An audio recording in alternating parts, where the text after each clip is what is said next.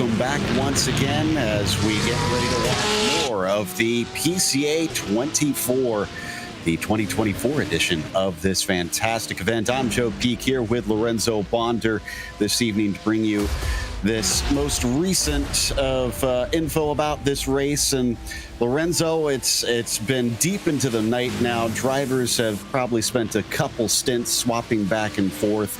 And so far, ST Racing's number 30 machine seems unwilling to relinquish that lead. No one's been able to touch them.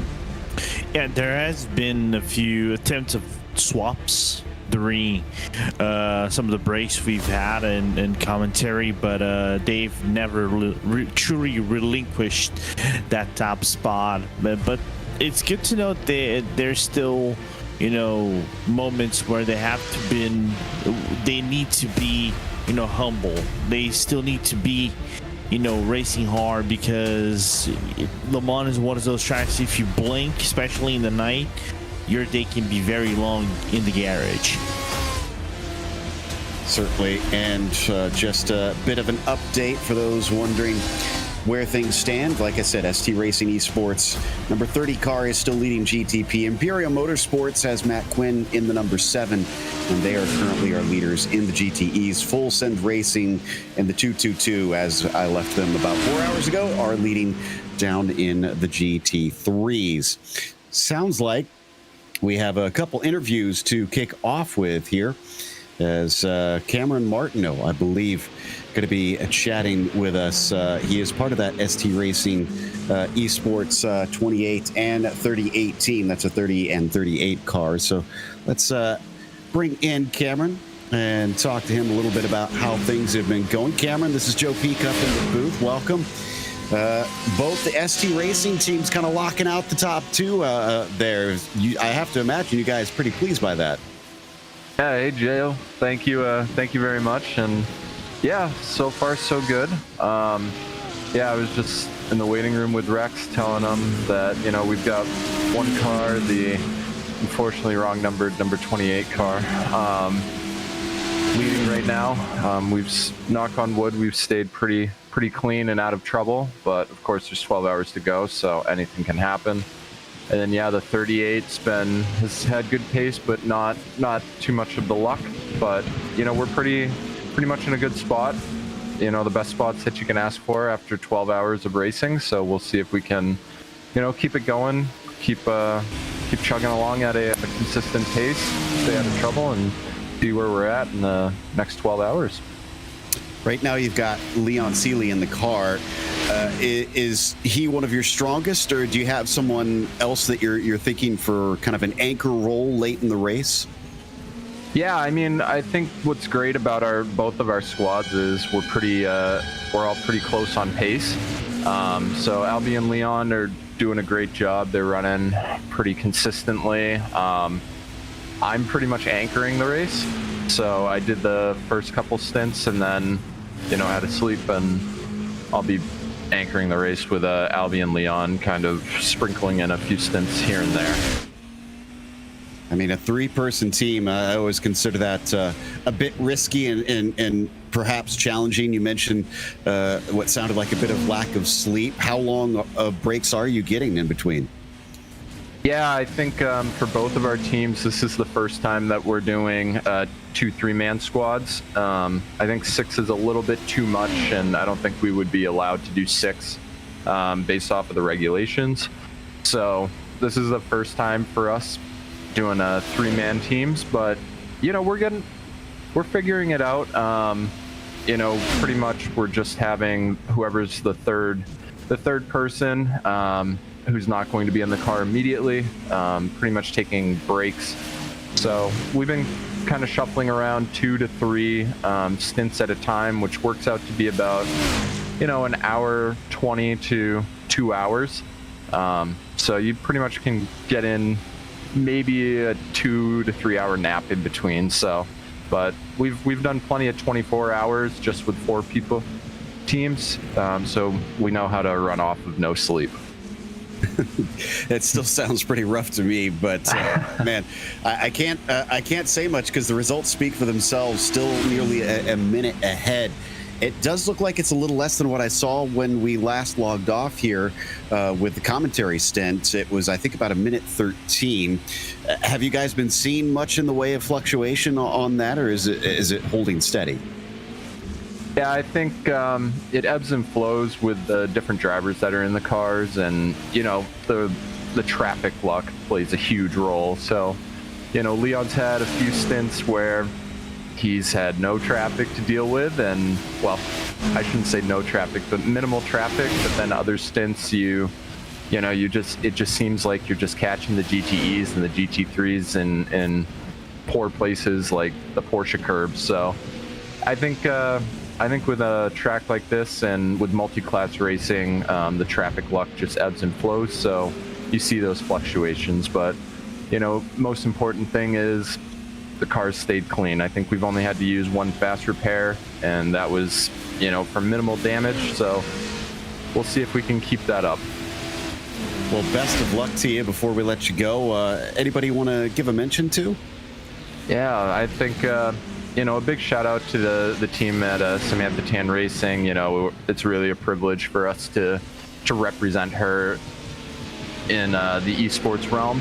And, a big shout out to Stephen Kemp, Joachim, and Doug for putting this whole event on. It's great to see an organization that I've been, a part of for a long time, the PCA, putting on these longer events and doing it for a lot of great charities as well. So, and you guys, thanks for putting this on and broadcasting this whole event. Well, no problem. Thanks for giving us a good race to watch. Cameron, best of luck. We'll talk to you later. Thank you. Cheers. Cameron Martino, one of the drivers in that number 30 team. As I think up next, we're going to be talking to Rex Geralwalla, seeing how his race is going. So let's pull in Rex and have a little bit of a chat here. It's early in the morning in the sim, but at least over here in the States, it could be early, it could be late, depending on where you are. Rex, where are you located? I am in New Jersey at the moment. So you're like me, East Coast time. It's not super late. It's past midnight, so obviously. But how long do you think you'll be staying up this evening? Well, honestly, I've tried to get a nap in since the start of the race, but as a team captain, I'm having a hard time really finding those few winks that I need. We've been kind of watching that Stallions racing team battling with Schadenfreude Fodder. It looks like it's a lot farther apart right now. What happened that put you guys about a minute behind them? Yeah, just about the first lap into a driver change. As you might expect during a night drive, it's already difficult. But coming back from a nap and then hopping into a car and trying to get out there on cold tires, back up to pace, we had a little bit of a lockup that led to a wall contact. So we ended up having to get the car repaired, and that put us just behind them. But we're working to catch up. Yep, currently sitting ninth, it looks like that, your team. Now, you're another one of those teams that is trying to raise money for charity. I see it's the Alzheimer's Foundation of America. Do you want to talk a little bit about that? Yeah, absolutely. I appreciate that opportunity as well. Yep, we've chosen the Alzheimer's Foundation of America, really anchored by one of our other team captains, Ankerberg Zone, who's running the GTB2 team. I'm sorry, it's a little late for me. But he's the captain of the second car we're running. He had recently lost his mother to, an untimely situation with Alzheimer's, which he suffered a lot, watching her struggle through it. And eventually he did end up losing his mother after, years and years of dealing with this. I myself have some experience in that. My grandmother also had a pretty good struggle with Alzheimer's before she moved on to a better life as well. So it just made sense for us to support that organization. The organization pretty much does a 100% pass through for their donations. I think it's like 80+% that goes directly to related causes. So it was extremely important for us to support that cause. And the other charity we're actually supporting as part of our team is Operation Motorsport, driven by one of our drivers who's also on Anchor's team, Tyler Reed, who's actually a veteran that benefits from that program directly. So we were honored to have him on the team, and we want to support his charity as well. Well, it's obvious why you guys chose the charity that you did. Hearing that they donate so much of what comes in is fantastic news. How about the race itself so far, though? How would you rate yourself? What grade would you give the team? Yeah, so we came into this race really not having too many expectations. My goal was to just get to the end of the race personally. We have a number of rookie drivers, Casey McDonald, Jeremy Hall, have never done an endurance race before of any type. So having them, train with us for the last month and a half or so, they've put their dedication out there to kind of get into this. We've taken this very seriously in terms of wanting to do well and perform the best we can, but it is a learning experience for this year. Considering that, we're pretty proud of the fact that we're not even close to the off-track limit that race control has set out for the race, and if we can be under the target, that seems to be our goal right now.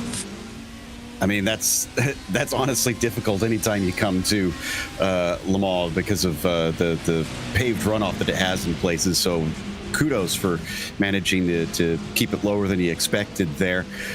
Before we let you go, anybody you want to give a shout out to?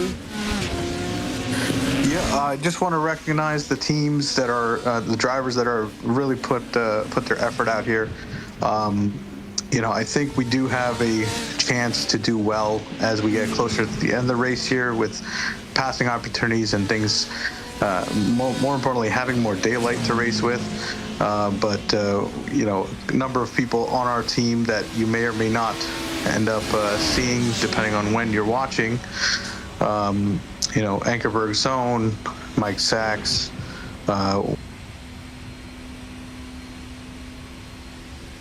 Well, thank you. Myself as well. So, appreciate all the drivers, their families for putting up with us for the next 24 hours or last 12 and, remaining 12. Understandable. We've crossed that halfway mark. Thank you so much, Lorenzo, and best of luck. So that was... Thanks, Jones. Or excuse me, Rex, not Lorenzo. Yep. It's late. It's late, Joe. I know. Shouldn't be that late for me. We will actually hand over to Lorenzo here now because he's caught up with David Anderson for CMSRacing.com Endurance One. They're another one of our charity teams. Yep. So let's bring him up and talk with David. So David, first and foremost, welcome to the booth over here and talk. How's your race going in so far? Hey guys, thanks for having me. Can you hear me okay? Yeah, absolutely. We got you loud and clear. Yeah, it's things are going well overall. I think most of all we're having a great time, and that's always what really matters the most. And racing for a great cause too. I don't know if you guys knew or not. I'm sure you did, but our team had American Cancer Society as our charity, and proud to say we've already raised over $500 today, and we're having a great time. Absolutely. And talk us more about this partnership with the American Cancer Society. I know both of your cars in the CMS Racing.com are running. Talk to us more how this came to be, why picking that specific organization, if there's any personal motives or someone is working on it. What led you to choose the American Cancer Society as a partner? Yeah. So, well, first of all, we really excited to be a part of the race, and we have a commercial sponsor on our cars this week, Masterworks Agency, and just a great company that does a lot of digital transformation for customers, enterprise customers in the world, and just an amazing digital agency, so worth checking out. And they wanted to get involved in the charity, and we kind of talked with them and decided that ACS would be a good one. Just help save a life. Every dollar and every amount of effort you can give makes a difference there. Something I think all of us are, at one point or another in our lives familiar with, someone we know or have known, or a loved one with cancer. And Yep. It just felt like it was the right thing to do, and came together early this week and decided to make a push. And, we were pretty much at our goal before the green flag. So pretty exciting. That's really cool. And I got to say, as a son of a mom who's a cancer survivor, that is cool to know that we have these partnerships. Every dollar counts, every effort counts, and it's good that we have people that are counting and have the same mindset that not just you but everybody else has, trying to collaborate and do their best on a day-by-day basis. Yeah, so just happy to be a part of it. Yeah, 100%, man. And about the race itself, you talked a little bit how it's going, but what was the mindset coming into a race like this? Le Mans, going with this 911 GT, GT3 car. What was the goal from the start? Climb for top 10, win. Where did you guys set the bar? Yeah, I always, we want to win, and that's always the ultimate goal. But I think realistically, our community does not have a tremendous amount of experience with these GT3 Porsches, and I think it really, to drive this car properly, you need to really devote the attention it deserves. So I think, for me as the team principal coming in, and I'm also driving in one of our cars, I wanted to make sure that we saw them both to the end, and I think, a podium is realistic, and I still think that's realistic. Right now we're not quite there, a little bit on the outside looking in. I think we're in 6th and 7th place or something along those lines, and one of our cars unfortunately just had a pretty big issue, but we'll get them back out there and get them going again. But I'm thinking a top 5, maybe a podium if things go over the next 12 hours the way we want them to, is still doable. No, absolutely. That would be really cool. And there's still a lot of racing to go. There's a little less than 12 hours left to go in this race, so a lot can develop in the meanwhile. But before we let you go and go back to your team, David, because I think you're probably going to take over the car. I don't know if it is going to be on the next stint or so. I'm actually about 4 laps from taking over the CMS Endurance car, which is the green car tonight. And just a little tip on the cars. One of them's green and one of them's blue. So when the sun comes up, you'll be able to see the little subtleties and the differences of them, and just great looking liveries. And we're just super excited to be a part of this with you guys and everyone that's putting this on. And thanks for having me. Yeah, man, absolutely. And we wish you all the best, and we'll see you in a little bit then. Okay, take care. We'll see you guys out there. I'll be out there in a minute. That was David Anderson driving the CMS Racing, well, hopefully driving through the CMSRacing.com endurance car. Currently sitting in 7th in the GT3s out there right now. So big thanks to David for coming and chatting with us. Lorenzo, it's definitely spread out since I was last here, because we had a few battles with positions trading places. We had cars within a second or two of one another. They had a chance to try and battle with one another. Right now, from what I've been looking up and down the order, Matrix Bronze and Lost in Pace are our two closest, and that is 8 seconds apart for P2 in the GTEs. It is getting into the real slog portion of the night.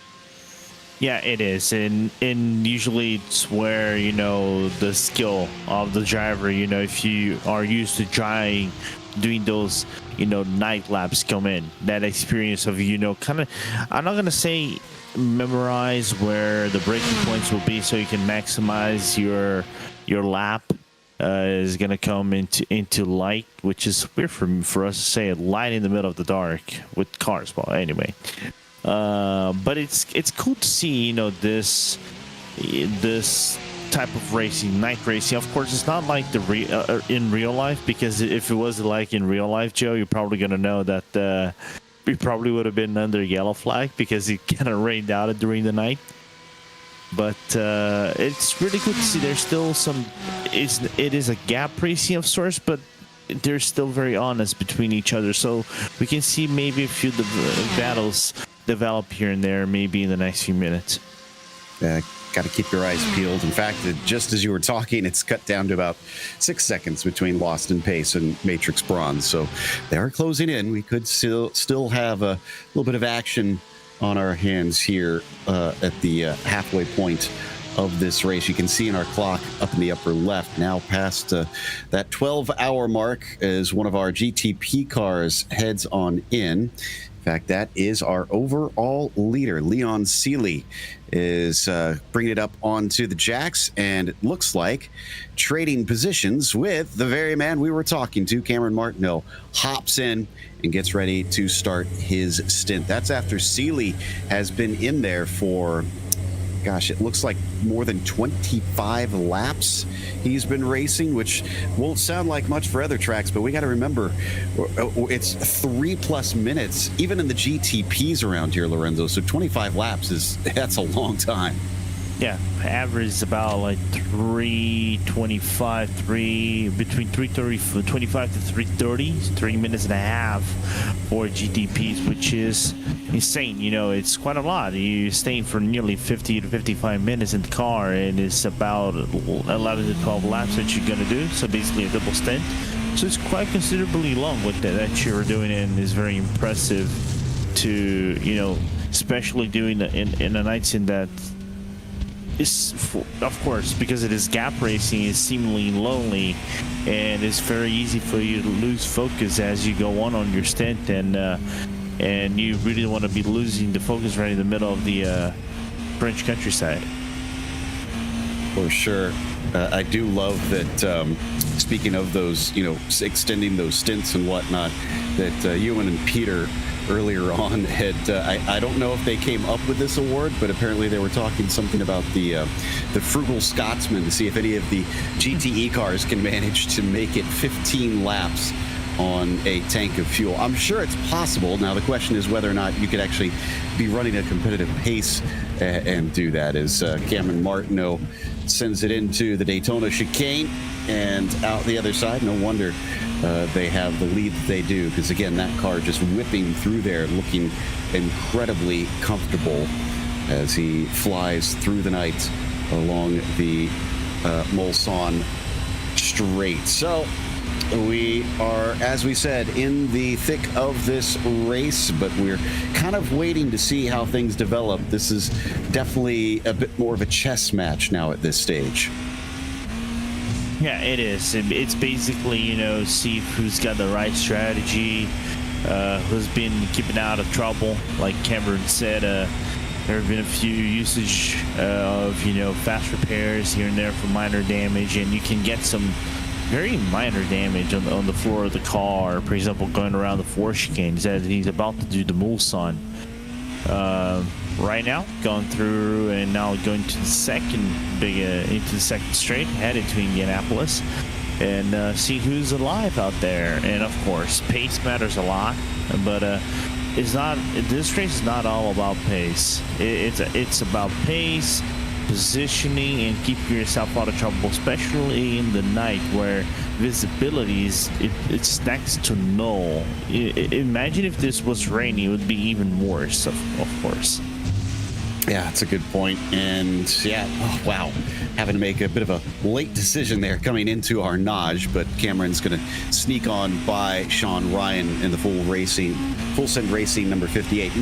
Definitely not a car that he wants to take out, because that is our GT3 leader that he just went by. And while Sean does have a gap of about 2 minutes to the next nearest car. I don't think he wants to give that away quite yet. Drivers or teams rather, that are out of this one. Before we left last time, we said that there were 2 gone, Lawless Racing and Sudarita Chicken House, unfortunately already retired. Now we add 1 more to the list, Point Break Esports, but that is 3 cars out of 31 starting teams. Again, a very impressive and admirable strike rate that we still have such a high percentage of teams that are still in it. Yeah, absolutely. Even though some people, some cars or teams might not be, in the picture, they're still doing because, they want to have fun, grab some experience. We saw, being mentioned, there are even rookies doing this race for the first time, doing an entrance event. And talk about doing an entrance event at the mother of all entrance events, right? Going into Le Mans, 13 kilometers and high speed, lots of braking, so you get the finest amount of racing that you're probably going to get anywhere else in the world. And I gotta say, Joe, I was very pleased to see it this year, and it's good to see that happen, as Cameron, I think, got a slowdown going outside of Tete Rouge. Yeah, that's an easy one to do. It's so important to try and get the run off of that corner, and you can see why here. It is basically foot to the floor for a long time, and then you get onto the brakes down into Daytona, and then you got to do it all over again, the second portion, as it gets on the throttle. So once again, looking for that strong exit, looking for that straight line speed, which I'm kind of curious, what some of the teams have elected to do out here. Usually, typically, it's take as much downforce out of the car as you can for this track. But you mentioned, Lorenzo, there you could have some newcomers in here, and a car without downforce can be a handful. So how do you set up the car so that you don't overwhelm those new drivers, but make sure that the car is competitive? So it's a really good question, in my opinion. In my point of view, if you're really going to attack a track like this, the first thing you got to be very mindful is, I think, finding the right amount of, I'm not going to say camber, but I'm going to say roll in the car, because you really want to try to make the car as stiff as possible, potentially going to curves like the Porsche curves, where the car is going to be at its lightest, because I didn't even know that myself, that the Porsche curves, they're slightly inclined. It's a little bit of a uphill, downhill section of curves, and the car does get a little bit light during the transition from the right hand side to the left hand side and the right hand side again. So the step can back out, especially, let's just say, driving the RSR and the GT3 car, because you're transferring a lot of weight instead of the GTP, because it is much lighter. So what normally teams will do is remove as much of the downforce as you can, keep it very low, because you really want to maximize the speed, and try to work the casters, the cambers, a little bit of the spring softness, so you can actually make sure the car, it is stiff around the corners, but have a lot of rotation, so you can attack the corners as best as you can, while not also killing the tires in the process as well, because while majority of the teams are going to keep this on minimal tire pressure, the slightest adjustment on the springs and things like that can definitely affect, on the long run, the life of the tires, even though it doesn't seem like it's going to waste a lot of it in a track that you're normally going to stay flat out for them, I would say 80% of the time. So we've been watching the number 7 of Imperial Motorsports here on our screen, and it's Matt Quinn in this car. Ian Simon is actually only behind by about 30 seconds, and now they've distanced themselves from Matrix Bronze, but that's because Matrix Bronze has just pitted, so I'm expecting we'll see the Lost in Pace guys join them in pit lane soon, and kind of reestablish that closer gap. But 30 seconds is, I believe, actually the closest we've got between P1 and P2 of the 3 classes. So I'm sure Matt Quinn not terribly happy that he's cutting it close, in air quotes there, 30 seconds between himself and his nearest rival. Yeah, of course, it is something that you can still work on. And you know what impresses me a lot more is we are over 12 hours of racing and gaps are still short, right? You might say, Lorenzo, excuse me, we're talking over nearly a minute, let's just say, between Sean Ryan and Nedrick Kukulas, and you'd say, oh, over a minute, it's pack your bags and go home. But we're talking about Le Mans. 1 minute, even 1 minute is doable. We've seen that in real life. Like these minute gaps being worked out. And, well, there's still a lot for you to develop in this race like this. So you just got to keep pushing every single stint that you're going to go on and see where it leads you at the end of the day, which for me is what really makes this track really cool. This is the gap between Kevin Ayers and Michael Patterson for 6th down in the GT3s. And Kevin is the leading of the two in that 6th spot. That's the CMSRacing.com endurance car that we were talking to the likes of David Adderson about just moments ago. So they're still trying to hold off a team that could potentially overtake them. Now, the interesting thing about this Matrix Silver team is one of their drivers, Jim Walsh, who's not in the car right now. I actually got to call a lot of real races for him. He runs in the Porsche Sprint Challenge USA West Series and was actually with him at Laguna Seca last weekend. So looking forward, honestly, to seeing him get in the car, and I'm double checking. It doesn't look like he's actually hopped in quite yet. With him being on the West Coast, wonder if they're kind of holding on to him so that since he, can maybe stay up a little later than some of those guys. Absolutely. There's still a lot of chance for him to go on. Like I said, more than 11 hours of racing left, and you can kind of save a little bit of the best for last, have someone with his experience in making the push for the team and, probably get a few spots up depending how the race is paying down for them as time will go by. But interesting to know. I wonder how many tracks are used in the Porsche Sprint Challenge West. I don't follow too much the Porsche Sprint Challenge USA as much as I do over here in Europe. How is it West Coast, East Coast, and they have one American going around all America, right? Well, yeah, they have the Porsche Sprint Challenge North America, which is kind of more East Coast based, but they go all over. And then they have the Porsche Sprint Challenge USA West, which is mostly West Coast races. So the West actually series is the one that has a couple that don't show up here on iRacing, but they visited places such as Circuit of the Americas, like I said, Laguna Seca. First two rounds were actually at a place called Spring Mountain, and one I'm sure familiar to many North American race fans, Miller Motorsports Park, which is now Utah Motorsports Campus. But then the North America series has visited places such as Sebring. We've been to Barber. We were also at Circuit of the Americas. And then VIR was a couple weeks ago. Interesting. To be very honest, it's kind of interesting for me to hear about Miller because fun fact, this was not in iRacing because I know Miller is not in iRacing. I wish it was because I think that the layout is fantastic as we see probably Kevin Ayers coming into the pit lane for his service.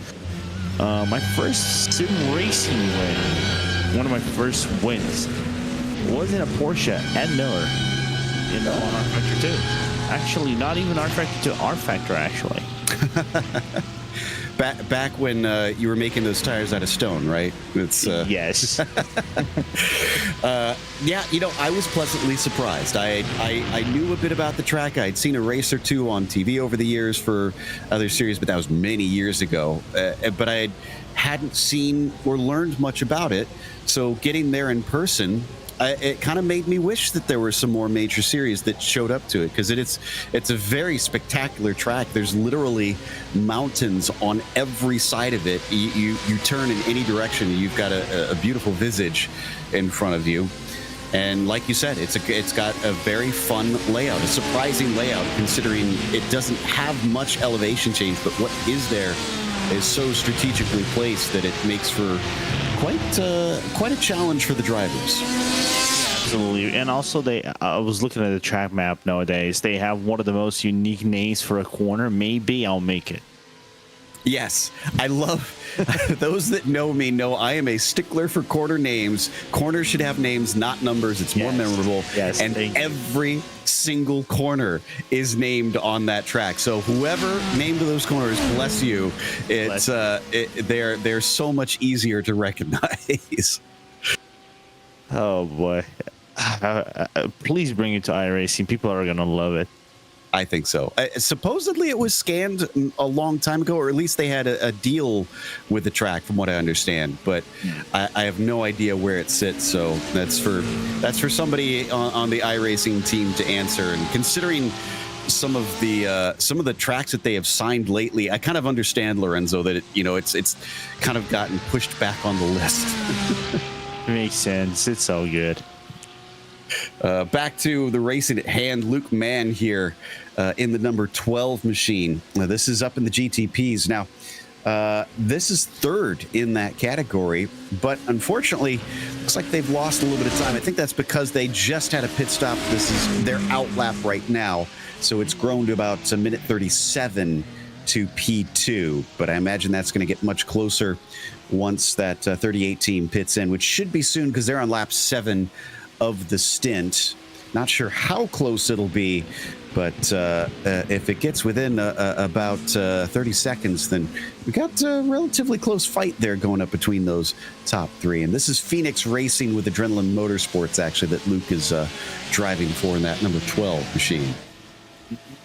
I was looking over here. I think there is a really good case for maybe 15 seconds, I think, would be the max. I was looking at some of the pit stops done by the teams in the prior for us to, starting this, and average in the GTPs have been around 1 minute and 20 seconds to 22 seconds max. Of course, I've seen Solpac Precision Racing doing a 1 minute and 40, but I think they had repairs on Jesse Lyons' car.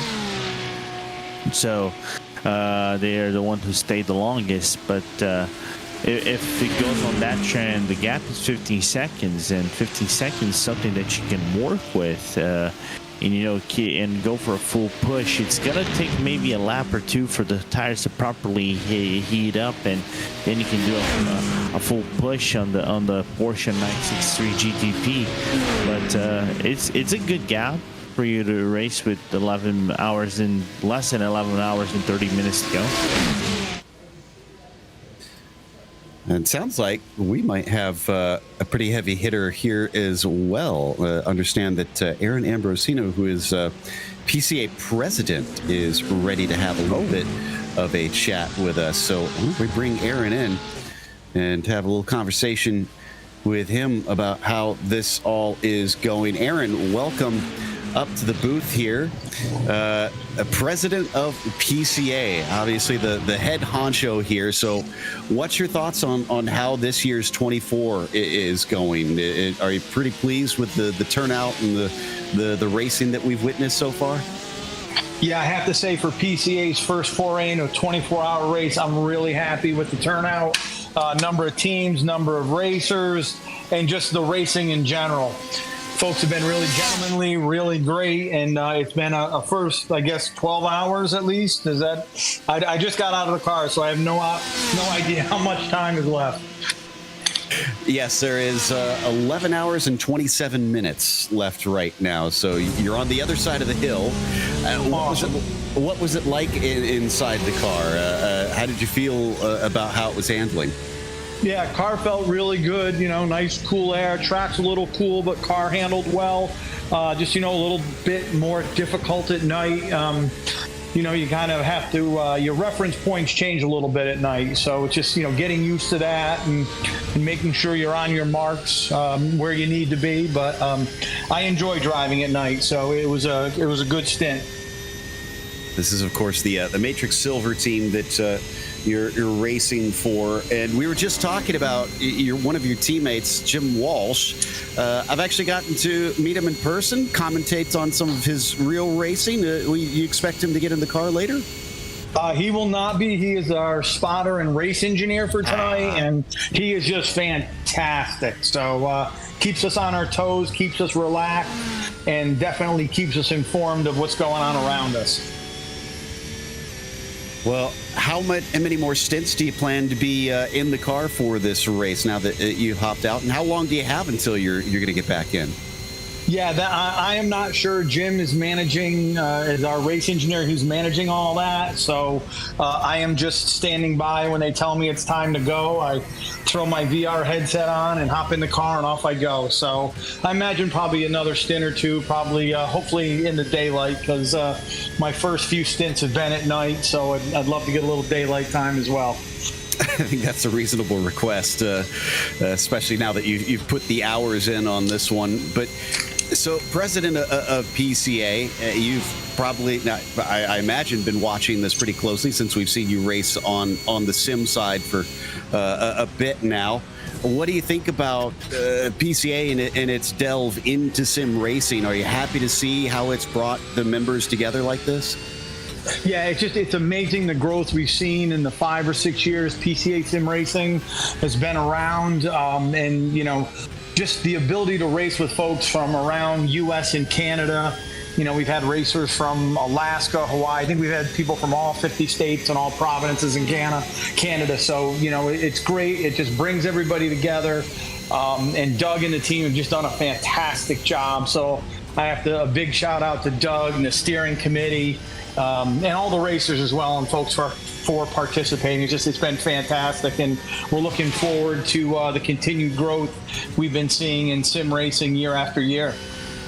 Well, I have to ask, if you could throw your weight around and get the ear of iRacing, which Porsche do you want to see added to the service?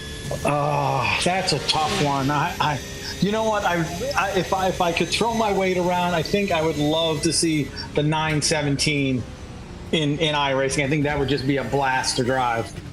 I like that. That's a good answer, Aaron. But we'll let you get some rest then. And thank you so much for having a chat with us. Yeah, my pleasure. Thanks for all you guys are doing. The broadcast has been fantastic, so keep it up. It was Aaron Ambrosino, driver in the number 29, handed over now to Mike Patterson, who just got into the car. And president of PCA, as we just mentioned. We'll see whether or not that 29 team can catch up to Wabbit Racing, who is the next one up the road. It's about almost 3 minutes, Lorenzo. So that's almost well, I guess not quite a full lap since it's a GT3 car, but still that's about 3/4 of a lap. Yeah, something like it. It's going to be complicated, but as long as you're in the lead lap and you're still pushing, like I said before, for many other cars, that's the spirit of endurance. It ain't over until the fat lady sings. Absolutely. I don't think they're on the lead lap of their class, because it looks like it's about 2 laps difference from Matrix Silver up to full send, if I'm seeing this correctly. Give or take a bit, could be about a lap and a half instead. Regardless, not doing too shabby, like I said, in 6th in class right now. And we've heard a number of drivers mention, Lorenzo, that for some of them, it's not about the finishing position. It's just completing the 24 hours. And I can understand that. I feel like that in itself is a great goal to have. It is. It is a very commendable goal, especially a race like Le Mans, completing the, more than 400 something laps, let's just say for GTPs overall, that goes around the French countryside and 13 kilometers day and night. And if you had rain, you probably would have to deal with rain. And on the conditions, of course, you're not going to have the mechanical damages and hazards like you would have in real life, and have to deal with that as well, because Le Mans is you could argue is one of the ultimate races for car, drivability and sustainability, and also I'm trying to find a better word. The reliability, because you're driving flat out all the time, lots of gear changes, engine temperatures are high, so it is very complicated. And managing a night lap that has zero vision at all, and trust me, I've seen pitch black around Le Mans. It's pitch black.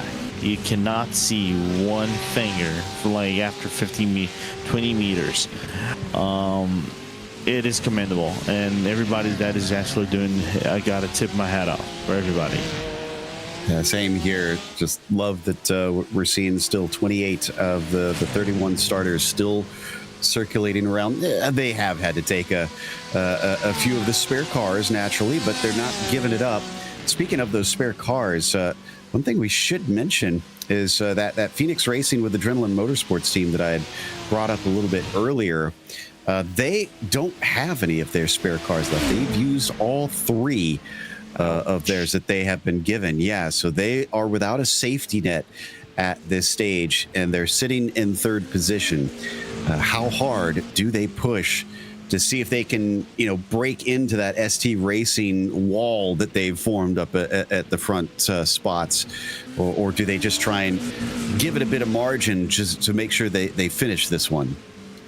So it's a tricky question. If you don't have like repairs, you're basically, like the fast repairs, you are basically dead set on. You try to, do this the old-fashioned way. Just keep it on the track, keep it on the black stuff, on the black top, and see if you're gonna avoid the walls or the very dreadful, corners like Indianapolis, and make sure the car doesn't step out on its rear and you hit hard on the wall. So that's the challenge right now. And I think in a track, like, it doesn't look like it is hard for you to drive, but it is. Trust me, I've done this version of Le Mans, of course, with other cars. I've done with Porsche, with the RSR back in the old days, and I'll tell you, it is harder than it looks. Yeah, it is. Those long straights don't give you the idea of how hard it is making sure you hit those brake markers at the right time and overshoot the corner. Because like you said, a lot of laps that you're going to be out there. In fact, for reference, our leader is on lap 216 already. So we're looking, at that pace. It's roughly around, I guess, about 420 to 430 laps completed in this race before all is said and done, if they keep that pace up, mind you. So there's always ifs in endurance racing. Yeah, of course, we have to mention that will be probably like a lap average drop. The lap time average drop, it's gonna dip a little bit, and I mean dip, it's gonna increase from, like, just say maybe 3 minutes and 31 seconds or 3 minutes and 29 seconds, because you have daytime racing, and the track weather is gonna pick up. The track temperature is also gonna pick up a little bit, so it's natural for that for the lap average to pick up as well. But it's going to be around the 400 laps, I think. 410, 415, I think, should be the average for everybody after 24 hours. That's, of course, for the GTPs, at least. Down in the GTE cars, it's lap 194, it looks like, for Matt Quinn. So it hasn't quite cracked the second centenary mark for him. And down for the GT3s, they're on lap 188. A little less difference between the GT3s and GTEs than there is from that jump up between the prototypes and the GTE cars, for sure. And as I had mentioned in our last stint of coverage, sadly don't see the GTE cars racing out at Le Mans anymore, as that has now been retired in favor of the GT3s, which I'm not. I'm a little sad to see the GTEs go because we got some really cool cars out of them. But Lorenzo, I mean, my goodness, the number of different manufacturers able to compete now with this GT3 class, just phenomenal. Yeah. I'm not gonna lie. Like I said before, I went to this year's edition, and seeing a Porsche and let's just say Porsche won the GT3 category, the LM GT3 with the Menthai EMA car. But seeing Porsche, Lamborghini, Corvette, Ford back after so many years in GT racing, the Lexus, the McLarens, and Aston Martin is racing 7 manufacturers. I think there might be 8 manufacturers. I might be forgetting one. Racing in GT3 racing in a track like Le Mans, it's phenomenal. And I'm not even mentioning the GTPs, and I know it's going to increase. Same thing for the GT3s as well. It's going to increase because Mercedes is going to come. I think there might be interest from Hyundai as well coming in the future as well. So seeing this growth, and we call it the golden era of racing, right? Coming in and the regulations benefiting everybody to do this kind of work is really good to see. Yeah, I think this is going to be one of those portions of time where we look back and really kind of stand in awe of what we had in front of us, because it's looking competitive, it's looking interesting and varied, and not something we've had a lot of over the past 20 years of sports car racing, where things at times got a bit dire. Even though the popularity, I'd say, has picked up quite a bit from some time ago, and tin tops are definitely kind of back a little bit more in the frame, especially in motorsports in general. But Porsche, one of those that has been trying to make sure they bring that healthy competition to sports car racing. Yeah, I think what helps also the fact that sports cars and in GT racing, I think it's coming up on an increase again. We can kind of blame Formula One a little bit, and the fact that it's become basically one-sided. Of course, not to blame, of course, Max Verstappen and his 3-time world champion efforts, and Lewis when he became a 7-time world champion. But I think for some people, it has become a singular force factor. Rather than GT, you have multiple teams. For example, you have the real life Spot 24 running right now, right? And you have teams like BMW, Mercedes, and so many other manufacturers running, including Porsche, trying to fight for a win. And you have this availability of having cars and the cost of being a whole increase that is relatively affordable for everybody that wants to become a race car driver and want to partake in race like this. So that's really cool to see this approach of everybody want to do the same stuff. Not want to be stuck doing F1. There are new options of ways of you doing stuff and doing race with other categories and other brands, and there's competition in there as well because it is becoming a viable option for everybody. Yeah, very much so. We got to remember that not everybody gets to go to the top tier of open wheel racing in sports cars. Has collected quite a few talents over the years and brought out some big names and given them success that they couldn't get in high downforce open cockpit cars. But for now, as we watch our Porsches continue to circulate, another 12 minutes before we duck off for the evening once again. And the next time we join, we will have the light back for the most part, I imagine, if not completely back into the daylight. In fact, checking the time, we're just past 5 a.m., so we definitely should be into the daylight by that point, Lorenzo. I'm pretty sure there's some drivers out here who are very eager for that sun to come up. Oh, they won, and having even the smallest portion of sunlight in the track, it's gonna be a blast to see. They might not appreciate, for example, the full glare of the sunlight coming in into corners like the Porsche curves, because that actually can blind people. And there were, I remember there were like talks back in the I think it was 2016, 2015, Le Mans 24, of the glare of the sunlight blinding drivers coming into the Porsche cars, that they actually had to slow down the cars. So, and you can see that in iRacing is the same stuff. So it's good to see that being replicated not only in real life, but also virtually as well, as we see Severed in the pits. Yep, he's been in that car for some time, but he's not getting out quite yet. He replaced Peter Brett, and Sever will continue on in second place.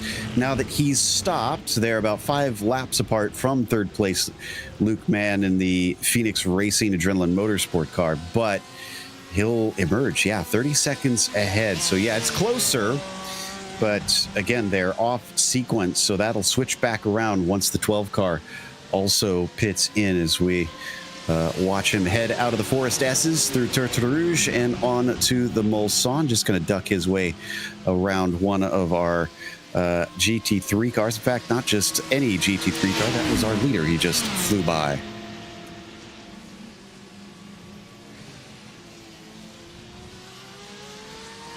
Oh, without a drop of a sweat. No, nothing to it. What's interesting there, though, is I checked, they just went by another of our GT3 cars. That was the Fendi Racing team, which is third place. So that means that actually Full Send Racing, I think, is getting ready to lap third place in their class. Yeah, that seems to be about right. They're about 3 minutes behind them. No, excuse me, about 4 minutes behind them, actually. Just shy of that right now. So we're close to seeing only the 222 and the 112 on the lead lap in the GT3s. Now we're pretty far into the race, Lorenzo, but this is a testament to Sean Ryan and that Full Send Racing team, the pace that they've been running. Yeah, man, it's insane. It's something to be commended at. Seeing that absurd pace that both ST Racing cars are putting up, but and not only also the Full Send is also deploying as well on the track. We've heard the name of Full Send in multiple outings, in multiple championships. We know how strong they are, but they're really putting up a show, these teams on the track. Watching Sever still carry on in that second position in the GTPs.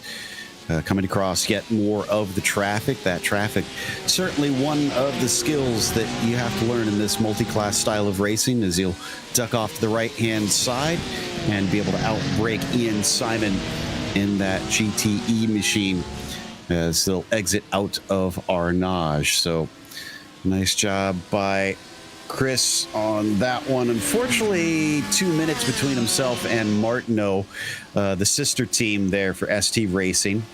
Up quite a ways from them, but we should see the ST Racing number 30 car pit in, I think, pretty soon here. They're on lap 10 of this stint, it looks like. So yeah, I imagine, Lorenzo, we're going to be seeing them get their service and head back on out.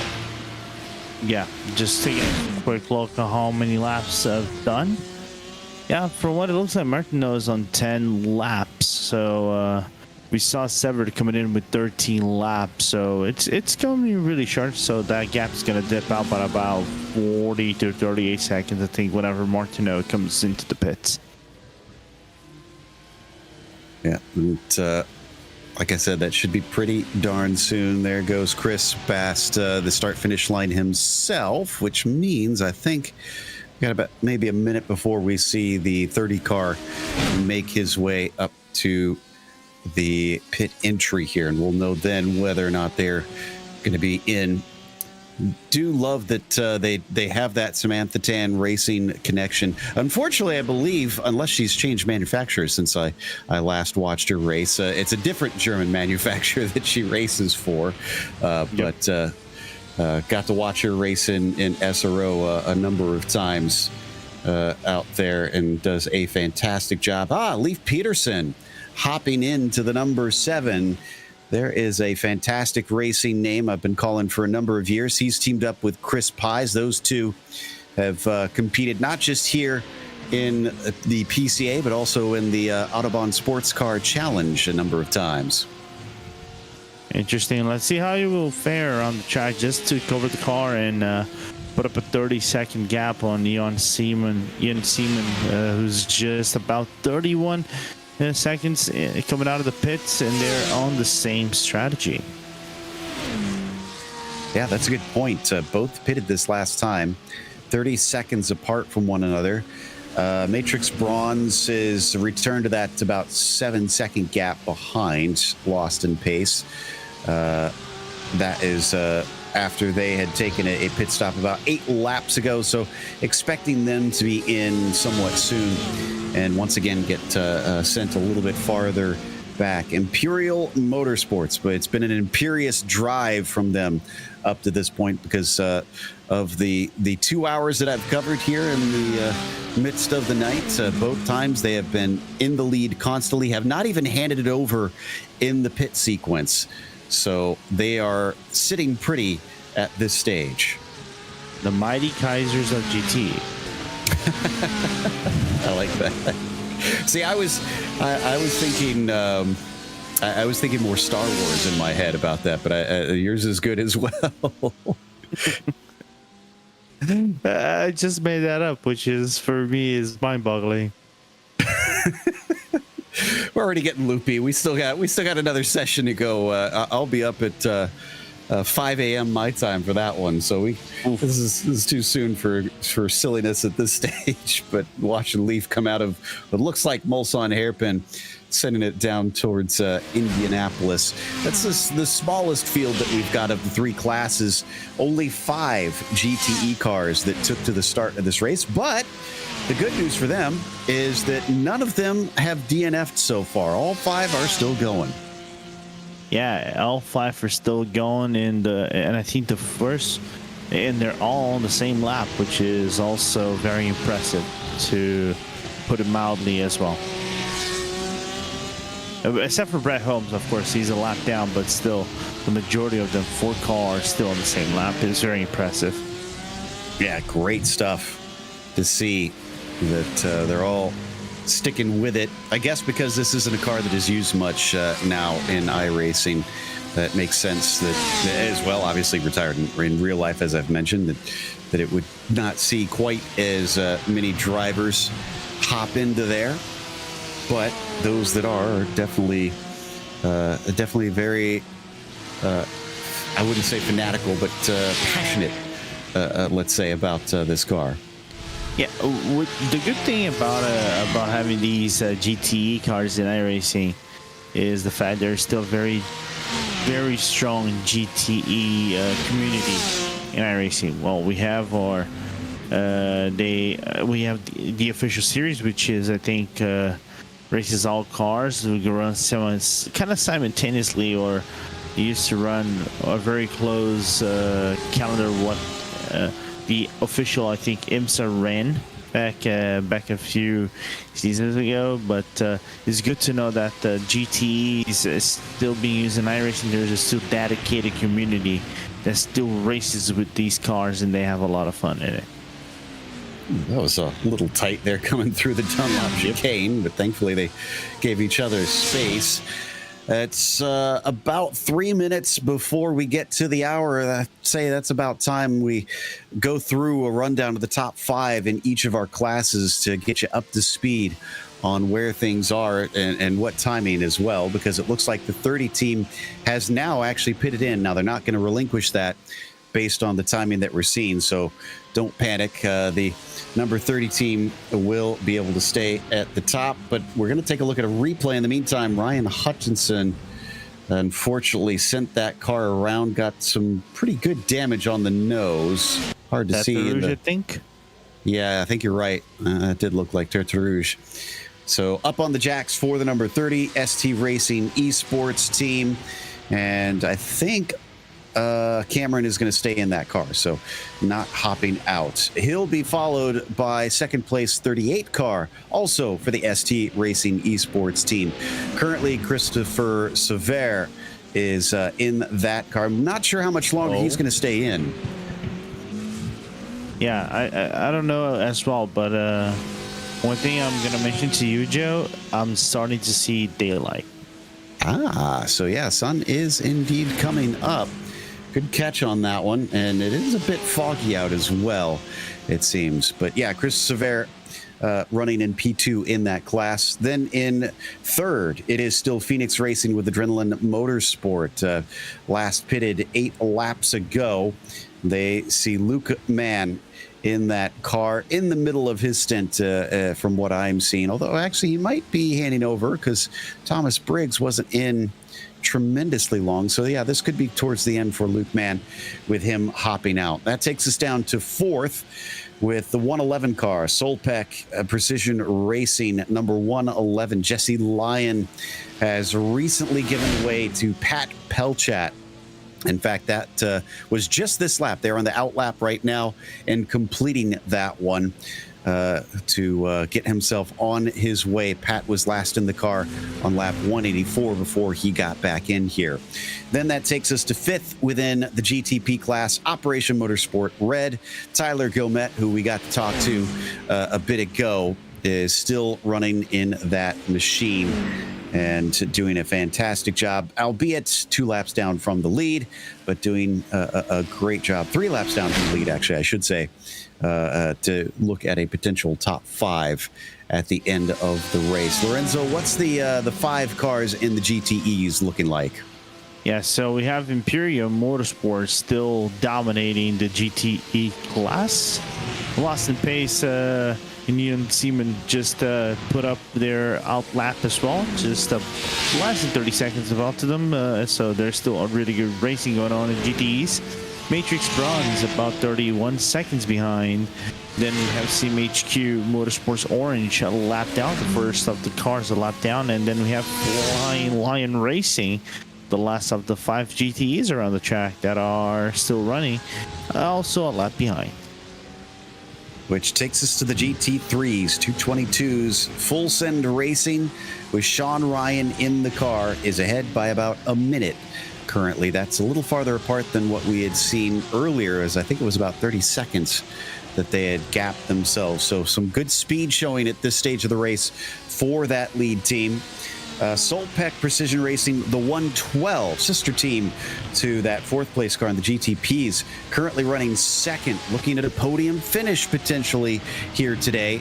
If they can pick it up, they maybe could challenge for that win. We'll see if they got the pace to try and cut that down a little bit. Now, Fendi Racing, I'm showing not actually on track right now, if this is correct. So I wonder if they had an issue that we didn't see just recently. That'd be a real shame because they're sitting 3rd and they've got a gap back next to the following car.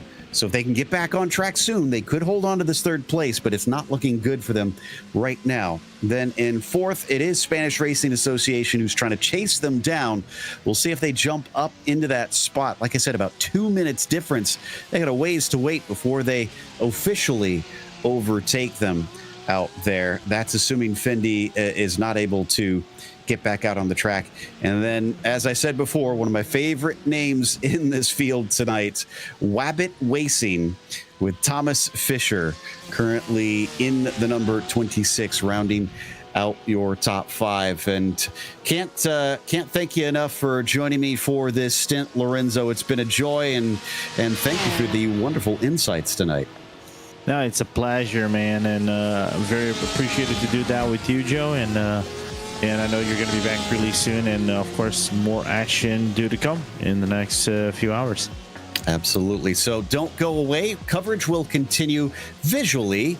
We're going to duck off for a little bit of a nap ourselves. We'll be back with more commentary at 5 a.m. Eastern time. That'll be 9 a.m. GMT. If you want to catch us on that one, it'll be bright and sunny when we get back for that. So make sure and tune in.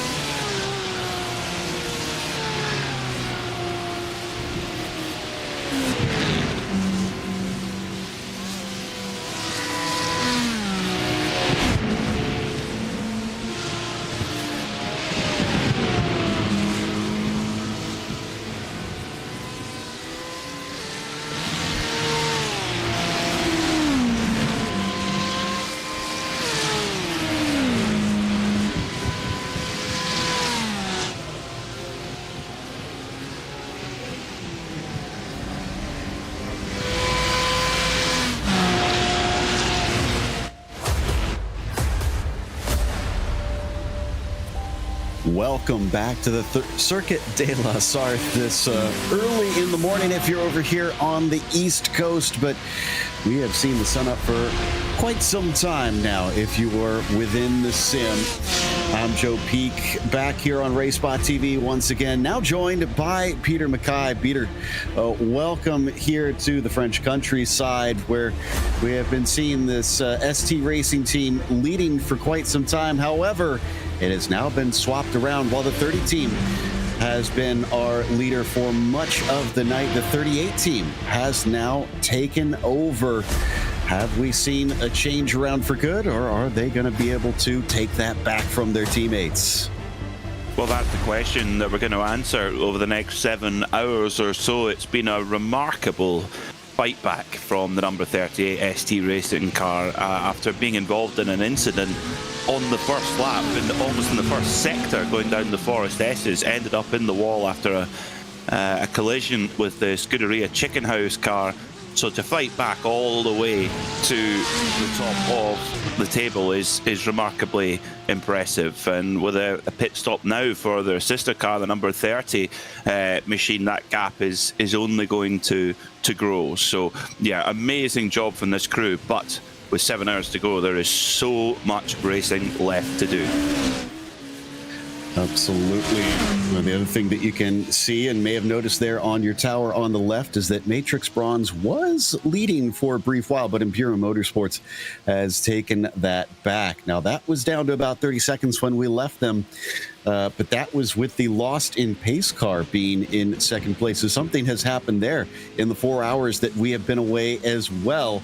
It's not all that uncommon at this track for things to arise in the night, but we left it just around 5 a.m. The sun was kind of creeping up towards the horizon. We could just see a hint of the orange glow kind of peeking over the edge of the earth there. So again, not too surprised, Peter, but it seems that drivers couldn't keep themselves away from danger. And that is always the problem with a 24-hour race. The fatigue sets in and you just make one tiny lapse of judgment, and the consequences can be huge here. At certain parts of the circuit, there is no runoff at all. If you make an error going through the Porsche curves, for example, it's going to be the end of your race there and then. So it's such a fierce circuit here. There is no room for error in a lot of places, and that's what makes it such a great challenge. So Matrix Bronze with quite the fight back. Now, the one thing that has not changed is Full Send Racing, still up ahead in the GT3 class in that number 222. Solpec Precision, though, finds themselves in P2 with Fendi Racing in third over there. It looks like Wabbit Racing has jumped up into fourth. So some changes over there. I think it's Spanish Racing Association that has fallen a bit amongst this group, now down to P5. It always is not over until that checkered flag falls and you cross the start-finish line, especially in endurance racing. But it's still very cool out on the track, despite it now being fully in the morning. It's 9 a.m. virtual standard time out here. So drivers, I'd say maybe a bit past that, what they like to call happy hour, Peter, and now back fully into the morning. I can only imagine the temperatures will continue to rise, despite it looking, I guess, a little bit hazy right now. They will rise across the rest of the day all the way through to the virtual finish of 4 p.m. in the sim. So yeah, I think that right now the conditions are pretty ideal. Just gone 9 a.m. in the morning in the sim. ST Racing Esports, your leader, car number 38, they're lighting up the timing screen right now with some good sector times. So they are flying and hoping to really consolidate their advantage at the front of the field. The sister car for ST Racing, number 30, has dropped back to third after just taking a pit stop. Phoenix Racing with Adrenaline Motorsport up to second. Of course, Phoenix were another team that had to go to the pits after getting involved in that lap 1 incident. So it's really been the story of fight back and tenacity at the front of the field. It's been impressive. It's still the same three, but they're all in different places now. But some familiar faces behind the wheel as Brett is in that ST number 38 machine. Luke Mann is actually in the car of that second place Phoenix Racing with Adrenaline Motorsport car. And then Cameron Martino, who we had the chance to actually chat with at one point over the course of the night, is hopped back in. He took over for Alberto Alvarez. Looks like maybe about 12 or 11, 13 laps ago there for him. But still watching this 222 car leading our GT3 class, led by a couple of those prototypes. Cameron Martino actually just went by him, so that was our overall leader that just kind of snuck through briefly. And then there in front, that's one of our GTEs. That's Matrix Bronze that also has recently overtake them. Generally, the input I've been hearing from drivers, Peter, is that behavior has been good. I haven't really heard a lot of moaning about the interclass traffic, and yes, it is only 28 cars out there right now, but just because there's slightly fewer cars than started doesn't mean it's going to be easy when you have multi-class. Of course, and the difference in speed between the GTP car and the GT3 is quite profound. Best time for our leader, 3 minutes and 21 seconds. Best time for the GT3 is 3 minutes 56. So it's a huge difference in speed, 35 seconds on one lap. So the closing speeds are huge, and it's everywhere. It's the cornering, it's the braking, it's the acceleration, everything. So getting through at certain parts of the circuit can be a little tricky. The other parts, if you catch traffic on the Mulsanne, it's easy. It's just as easy as your local highway to overtake, but because it is a highway. But when you get through to the latter part of the lap, through the Porsche curves, if you're in a prototype and you're coming through the Porsche curves absolutely full tilt, and there's a couple of GT cars battling over a position, you've got to back out of it. So that's where you can lose a lot of time. So in some cases it is luck at that exact moment, but it does even itself out over the course of the race. This is one of those teams I was talking about, Spanish Racing Association. Tim Potsmader is currently in the car, and if I'm seeing this correctly, my goodness, he's on lap 248.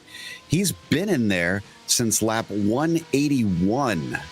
There's nothing but his name filling up my timing screen. That is a Spartan slog that this guy has been making, and some of what I imagine has been the absolute worst hours. 181. So I'm doing quick math. That's he's done then 67 laps. I think, yeah, about there. That's incredible. That is many hours. 67 laps, with 13 lap stints. So he quickly grabs the calculator. I can't do these maths off the top of my head. No way. 67 divided by 30. Yeah, he's done over 5 stints. My goodness. So that's 5 hours in the car.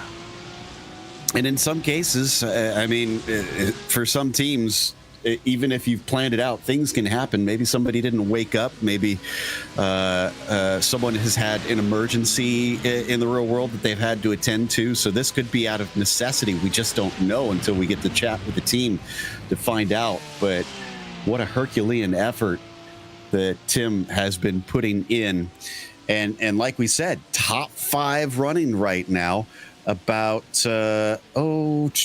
looks like maybe 4 laps off the lead of Full Send Racing, somewhere around there. Just kind of guesstimating real quick, looking at the timing tower. Regardless, the 222 is just not giving up at this stage, and by the looks of it, it's been through the wars. I mean, there's damage on the nose that I can definitely make out, and it looks like the rear's also got its own fair share. It's definitely not at its optimum, and they do have one fast repair left, but it'd be interesting to see whether they use that. I think they might keep that up their sleeves just to make sure they get to the finish, and maybe do a little bit of repair while the fuel is going in and the tires are being fitted there for Spanish Racing Association. But no doubt about it, that's one of the stints of the race. Really, really impressive to see that length of time at the wheel.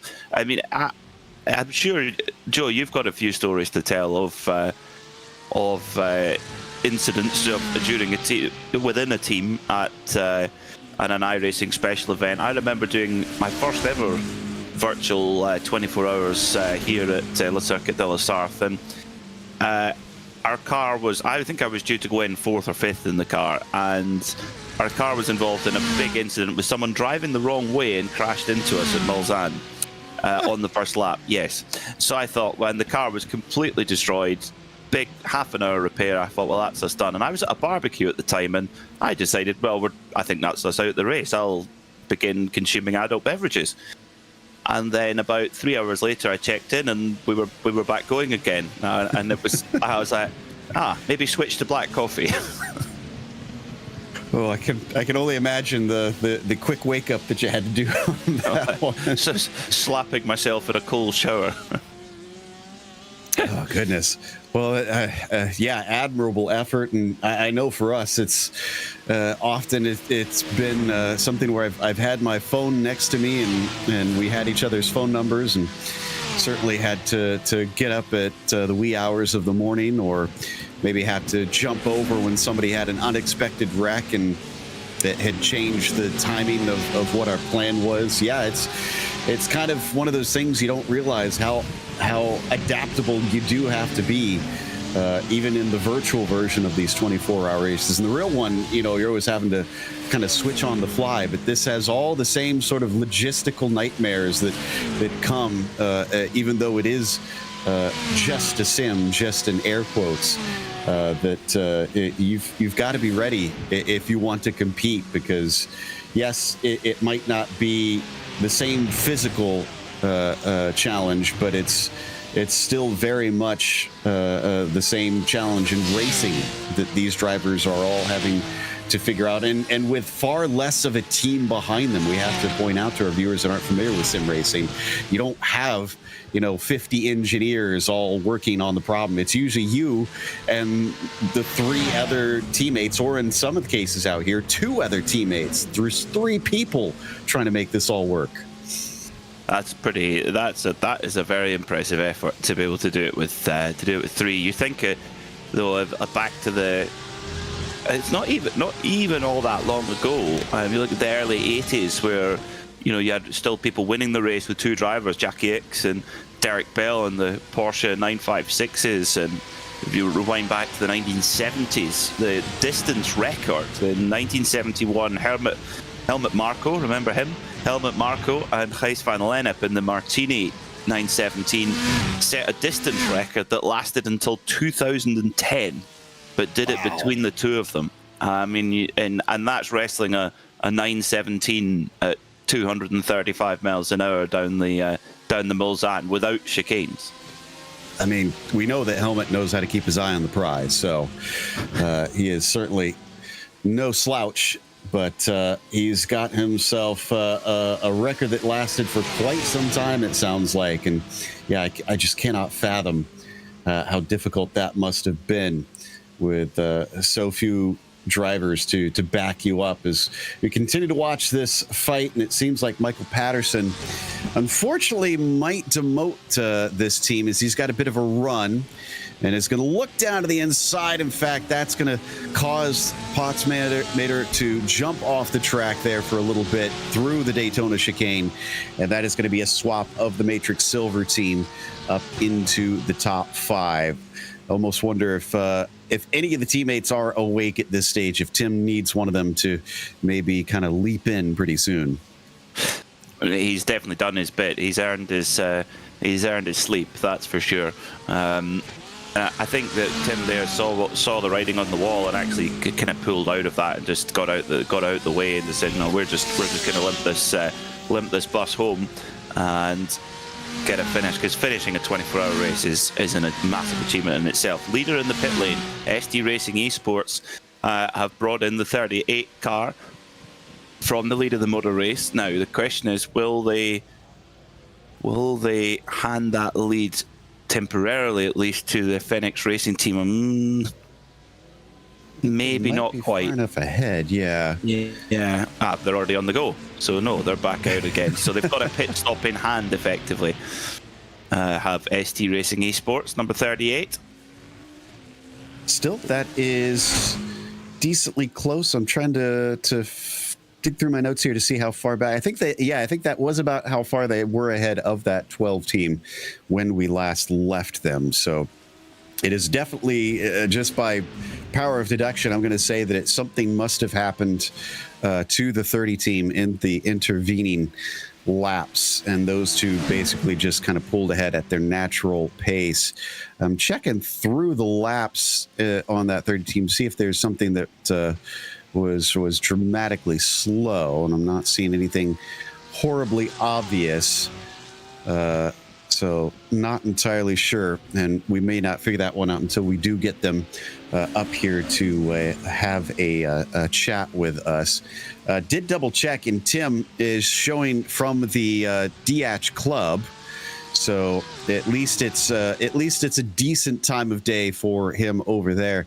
They do have Anthony Sieber on that team from the Carolina Club, so he is probably napping at this point, because I can tell you it is just past 5 in the morning here on the East Coast, and they have Delano Van Benneken as well as Yannick Plescher also from across the pond in Europe helping out over there. So those drivers, at least with decent hours, if they do desire to try to take over for the Spanish Racing Association, but not this lap, as they're going to continue on for at least one more. But checking out Peter Brett, on the screen right now, leading overall. It's come down to those 58 seconds, like you mentioned, Peter. So still a decent, comfortable margin.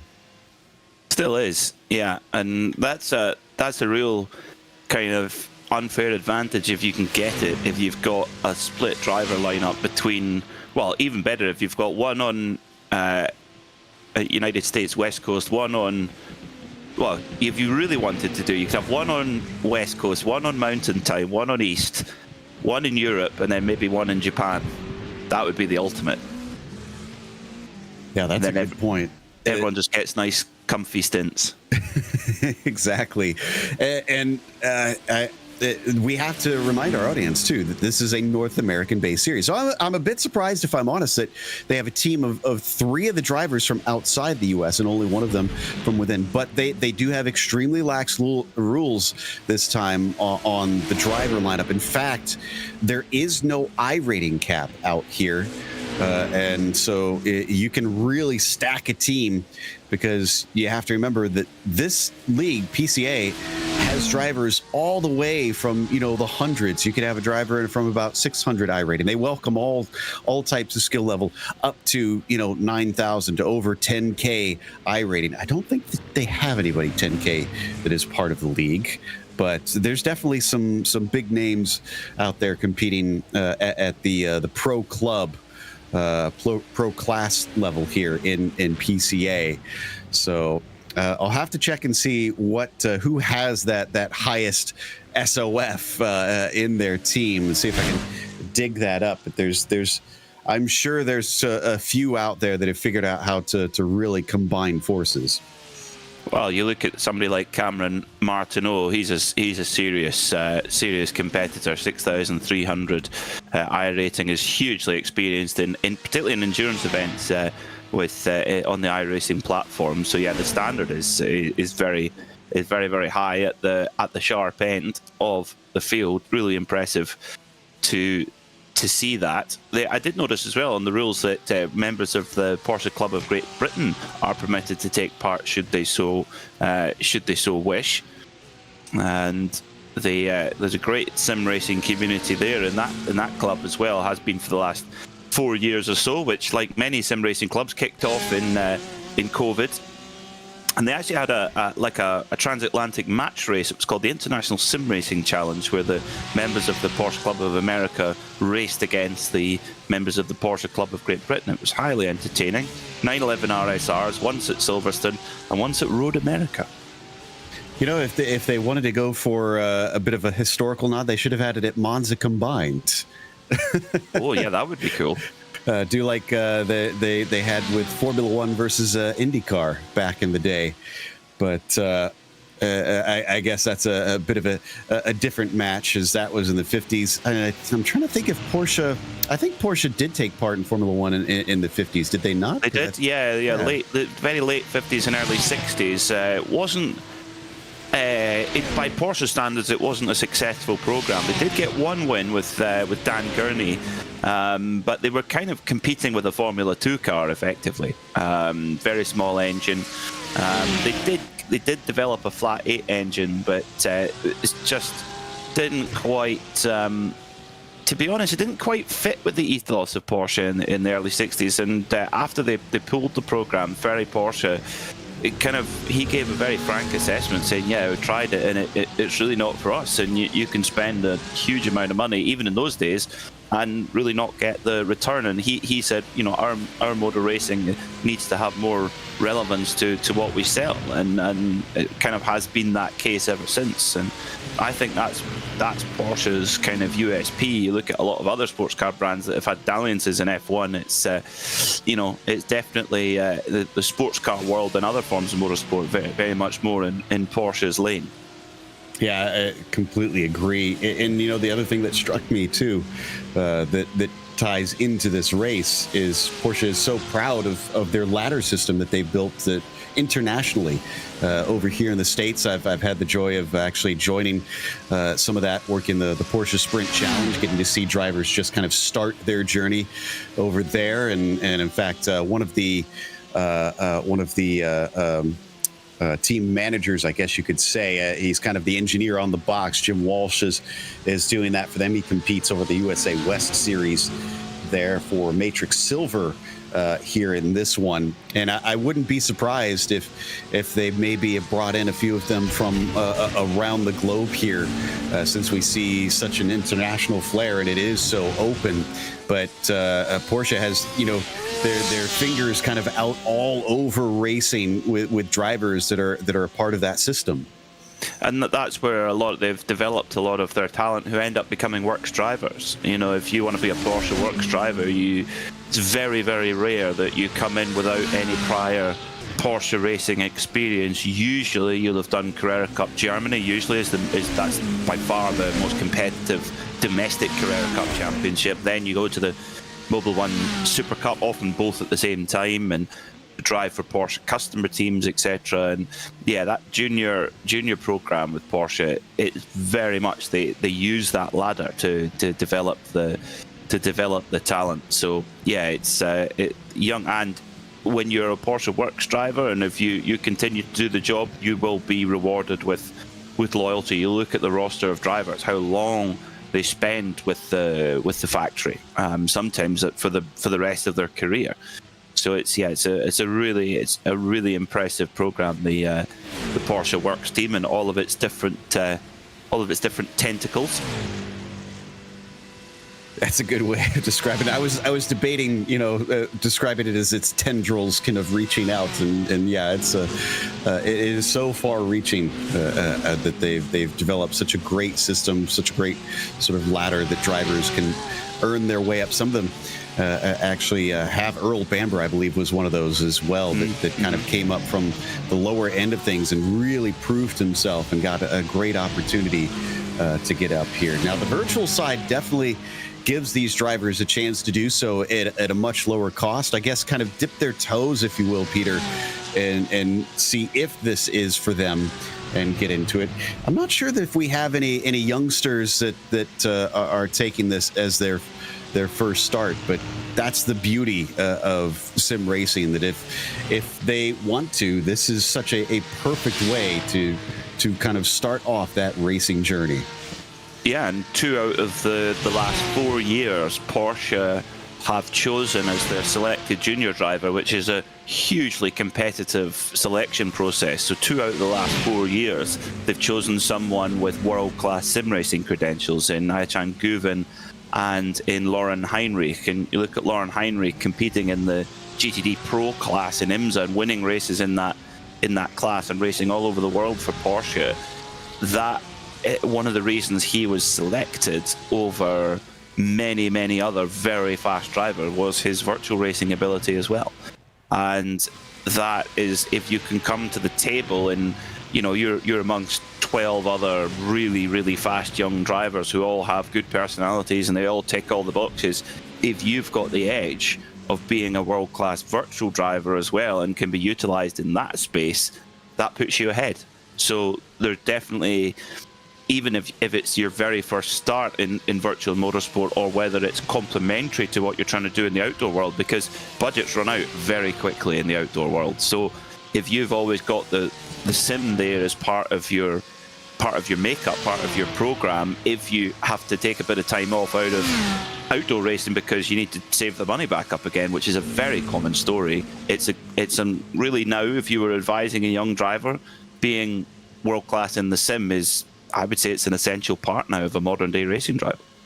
Well, we've seen a very interesting test bed on that front as well in Porsche Sprint Challenge North America. There's a young driver that has been coming up named Ian Porter, racing in the Cayman Pro-Am series, who this has been his first ever professional racing. He's done a little bit of club racing in the real world, but all of his experience otherwise has been virtual. And get this, he comes from the world of Call of Duty otherwise, is in terms of professional competition. He was a many-time Call of Duty world champion. He goes by the name Crim6 in that realm, and decided that didn't interest him anymore. He loved racing, decided he wanted to give it a go. He had been sim racing for quite some time.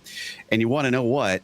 He has, I believe, a worst finish of second so far. With that lack of experience in the real world, the guy is legit and has been turning some heads. So keep your eyes out for that. And just goes to show that sim racing can legitimately prepare you for this. And I think if you've won 6 Call of Duty world titles, you've probably got the money to go racing as well. That's true. That's one of the things you can't get away from is finding the budget to do it. It's not a cheap sport at all. That's a great story. I love that, because I guess to be a world champion of Call of Duty, your reactions and your perception, your spatial awareness has got to be absolutely razor sharp. It's funny that you mentioned that, because in our interviews with him, you know, we asked him about what's the transfer in terms of skills, and that's what he said is the eye-hand coordination all is just the exact same thing for him. He doesn't see much difference, except the one thing he didn't have was the foot coordination. Was the only thing he said he wasn't used to as much. But again, since he has that sim racing background, that wasn't as dramatic. But he said, you know, he's done the physical training. He lost 40 pounds in his preparation for it, and has been taking it tremendously serious. And I think he has been humbled a little bit by some aspects of it, but regardless, he's been incredibly serious about everything, and has definitely shown that he deserves to be there. So I'm very eager to see what becomes of his career beyond that, and I'm hoping maybe we'll see him here in iRacing a little bit. He comes from another sim in terms of background of what I've got to cover of him in the virtual world, but definitely the real world has been a joy to watch that progression. Ooh, a little bit of a tight squeeze there coming through the Porsche curves, as the Spanish racing team car has to just hold the line as a GTP car comes rushing past, but no problem at all. Still, like the Spanish, Tim Potsmatter he's still going. This man is a machine. He is not made of skin and bone. He hasn't pitted in since, let's see, what number of the stint is he on here? Trying to find his last pit stop. Looks like 246, and he's on lap 254. Whoa, and well, there is a little bit of that fatigue starting to show itself as he slides a little bit far there, coming up into the Dunlop chicane. So I'd say he is definitely feeling it at this stage. And since Matrix Silver has passed him, Patterson has put about 19 seconds over him as he has another little moment coming down through the Forest S's. Yeah, I do hope that somebody on the team is watching and can help relieve him, because it doesn't look like he's as steady of a hand as he once was. This is a bit of, with the ultimate respect to Tim Potsmader, this is amazing effort, but this is a bit of an advert of don't try and do 6-hour stints driving either in the sim or even in your road car. Don't do it, because this car, it's almost like he's had a couple of adult beverages.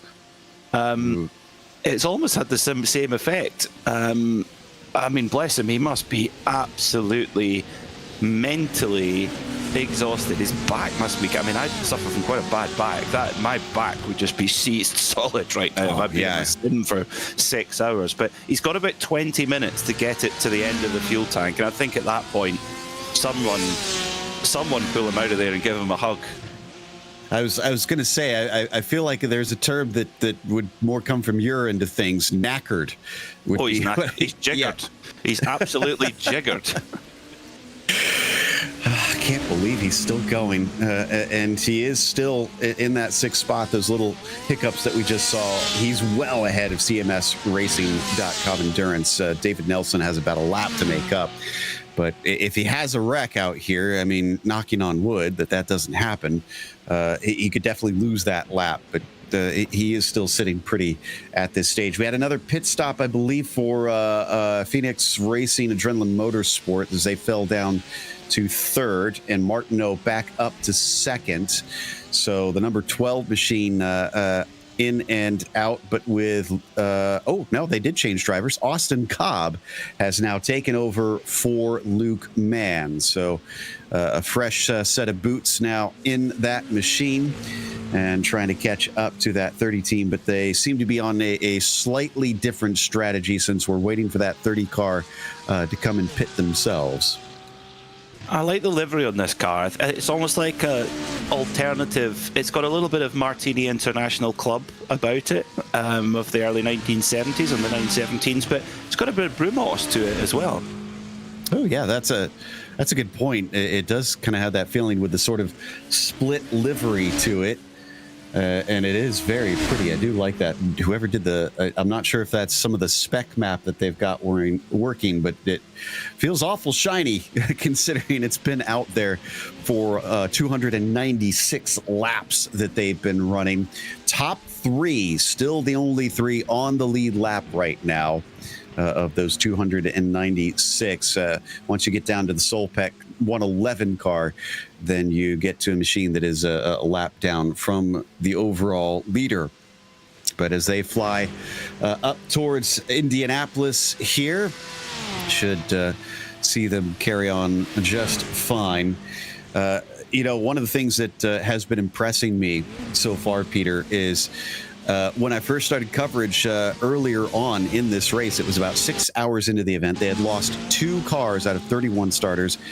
They now have only lost 3 cars, and that's the same as when I joined them about 4 hours ago. So we have had no retirements in the last 4 hours of this race, and we have 6.5 hours to go. The tenacity of the PCA drivers is something else. I love that. I mean, I think it's a good call for the organisers to give 3 fast repairs to the team, so they can basically come in and take a fresh car, just pull another Porsche GTP car out the trailer and keep going. Because Joe, we've been there in commentating on many 24-hour races where there's been no fast repairs, and you get to the last 4 hours and there's just so few cars left running, and I have to scrape the bottom of my commentary folder for stories to keep us going. Well, and I mean, considering your experience since I remember first starting along with you, I imagine you've got a little bit deeper of a barrel now to try and grab those from. But I've got a good one for you. Okay, let me hear. I've got a good one for you. Well, since we're talking about Martini International Club colours, do you know where the Martini colours came from? Oh, I do not, actually. I'd love to hear this. They came from a club tie. So Count Gregorio and Count Vittorio Rossi of Martini and Rossi, who owned the company, they loved. I was going to say gentlemen's clubs, but that has a different meaning. Members clubs, a members club, of which there are quite a few, and there even in those days there were quite a few in Turin. But London has been, I mean, one of the real epicenters of members clubs for many generations.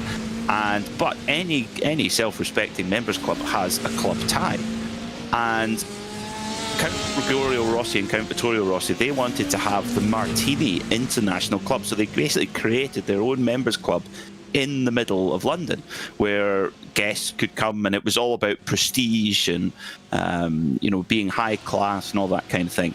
And they created a design, a club tie with the blue and the red stripe.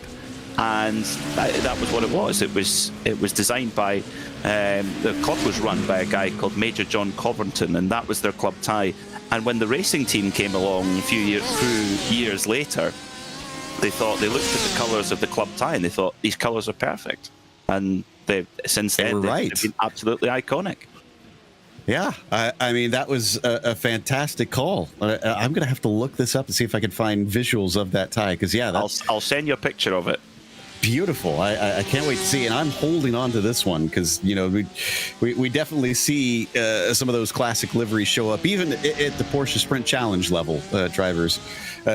Speaking of which, honestly, one of my favorites that I have seen, we have a driver in that series who has genuinely painted his car like Herbie the Love Bug, number and everything. It's the 253.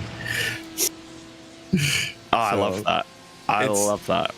It is my absolute favorite car livery in the paddock. I love the sense of humor about it. And his name is Rob Walker. So shout out to Rob. I don't know that he's actually watching, but has definitely been a joy to get to watch him compete out there. We've been watching here through the Porsche curves, getting ready to complete the lap. I believe this is Chris Pies, another driver I've got to meet through my real-world Porsche experience now. Although not in the car, he came just as a sim racer to say hi, and we're going to get a look at this tie. Oh, yes. See, that is a very classy tie. But also, I have to say that does scream late 70s, early 80s to me, I will admit, Peter. I'd keep rewinding back. That's 60s. That was just a little bit Can you imagine the aroma of that tie? Oh, God. Probably some cigar smoke and a few alcoholic beverages, I'm imagining. I would think that probably had a few martinis spilt down it over the years. Yeah. The Imperial Motorsports car, which was our leader for quite some time, now sitting in second place behind the Matrix Bronze machine here. So Chris Pies will not be settling for that. From what I know of Chris, he is going to be eager to try and retake that lead. He shares this one with Ed Eisenring and Leif Peterson, drivers that he has been racing against and with for quite some time, both in PCA and in other leagues here on the sim. So we'll see whether or not Chris can manage to chase down those 33 seconds that he needs to make up right now. Actually hails from Texas, which is where I got to meet him. And hopefully he's in cooler conditions in which we met. It was the middle of May, and we had a heat wave out there down at Circuit of the Americas. And let me tell you, the humidity did not make it any easier in the high 90s. Ooh, that's making me sweat just thinking about it. I hope you had the flat cap on, Joe. I did, but as soon as I got into air conditioning, it usually came off. But yeah, the drivers earned their money's worth that weekend. Here in our virtual weather, thankfully, it's still 67 out in the air temperature, but it's about 75 Fahrenheit. So on the track itself, still quite cool temperatures and nice and grippy, I have to imagine, for the drivers. And looking at the forecast it's showing that it's in fact not going to raise all that much before this race is over. I think it'll get up to 68, so 1 degree Fahrenheit they're predicting before this is over. Otherwise, just not really a huge amount higher temperature-wise. Well, that should mean we'll have a very hot pace running to the finish of the race. That would be great to see.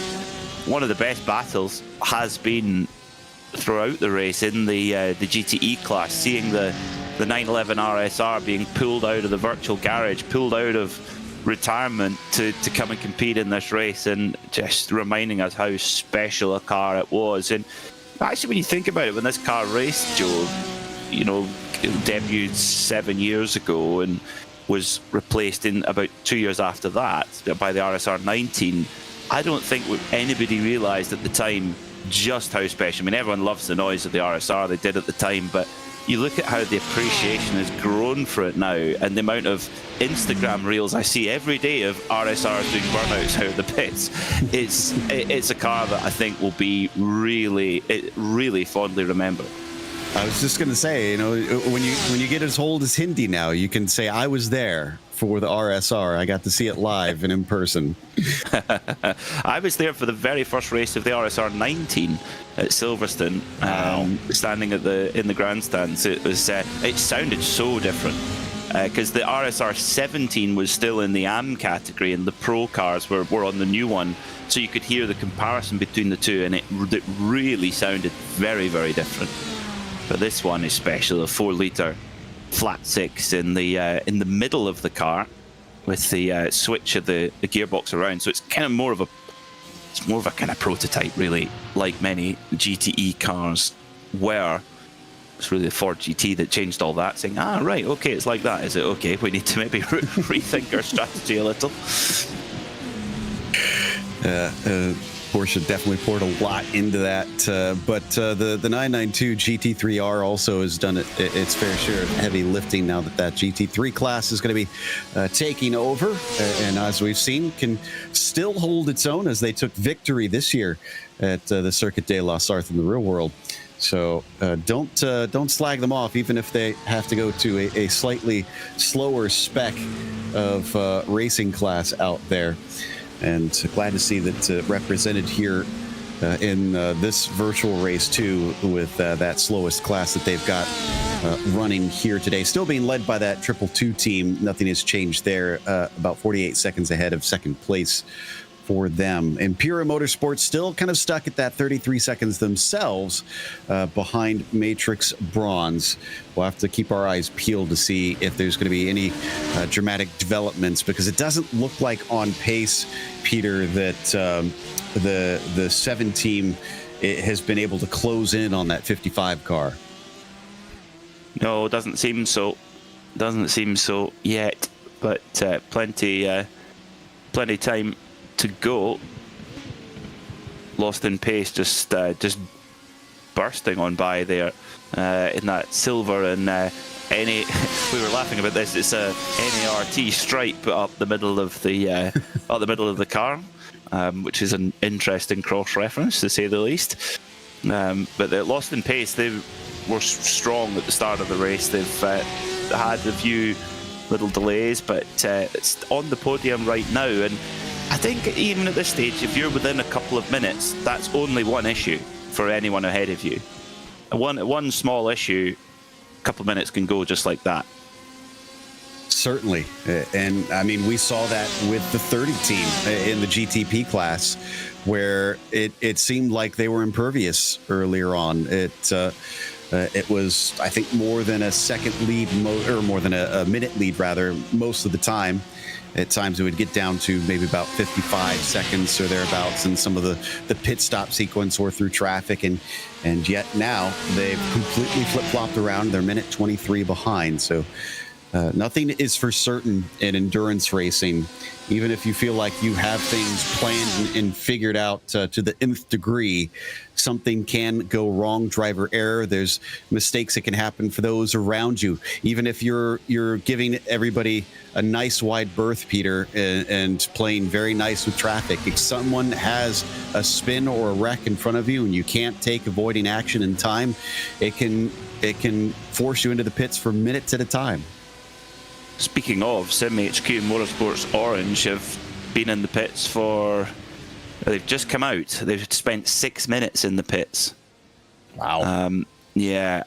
Curiously, it's showing on our timing screen that they haven't used a fast repair. So that's unusual if that is the case. They've just come out the pits. Here they are on screen right now. So if that is correct, why wouldn't they use their fast repair? Would that count as the frugal Scotsman? I know you guys were talking about that in terms of fuel. Possibly, yes. That bounty, I believe, is still up for grabs. The $10. I mean, to extract $10 from my wallet is an achievement. So, $10 to the charity of your choice, to any team that can make an RSR do 15 laps on a stint on a tank of fuel. You will win the Frugal Scotsman Award. So maybe really holding on to those spare cars here. It could be that they're desperately clinging to that in case they run into more trouble. Or my other theory here, Peter, is unfortunately in iRacing, one of the things that can happen is if you forget to check the box that says you will take your free repair, you are then stuck waiting for those repairs to get done. So it could be that whoever was awake at this hour didn't think to double check on that and make sure that they got the free repair done. Oh, could be. It could also be that they've had some sort of hardware failure. They've had a computer crash or an internet cutout or what have you, which can cost a few minutes too. So that's something that's... How many times have we seen races decided by the cruel luck of an internet disconnection or a computer failure or something like that? It happens actually more regularly than you'd think, and it's really our version of an electrical failure or exactly an engine blow up or something like that. It's very, very rare that you see engine blow ups now. Actually, internet disconnections are far more common than engine blow-ups. Yeah, and again, that kind of plays the equivalent, like you said, for those that are tuning in that aren't familiar with sim racing. It's essentially, like Peter was talking about, that in the real world you can have a part that costs $5 fail on you, and there's not much that you can do about it, just because those things do happen. As much as you try and make the wear and tear work on every little bit, and I can guarantee you Porsche does that with a lot of things, but unfortunately the reality is that sometimes that stuff just happens. And honestly, it is kind of funny that in a way that does happen with the physical parts sometimes of your sim rig. I've seen that happen where pedals will fail, where wheels will fail for drivers while they are in the sim. And same deal. Something about your electronics just did not stand the test of time. And unfortunately, in those cases, you are almost truly out of luck unless you actually have some replacement parts for whatever type of wheel or pedal set that you have, Peter. Very true. We're getting information. Thank you to David Nichols for writing in on the live chat. So do let us know where you're watching from and who you're cheering for. But David Nichols has said the Sim HQ car ran out of fuel.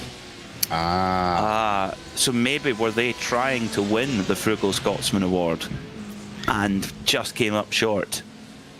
So they've had to tow back to the pit lane. Boy, they must have ran out of fuel early in the lap then, because a 6-minute wait is a long tow. It's currently at Rouge.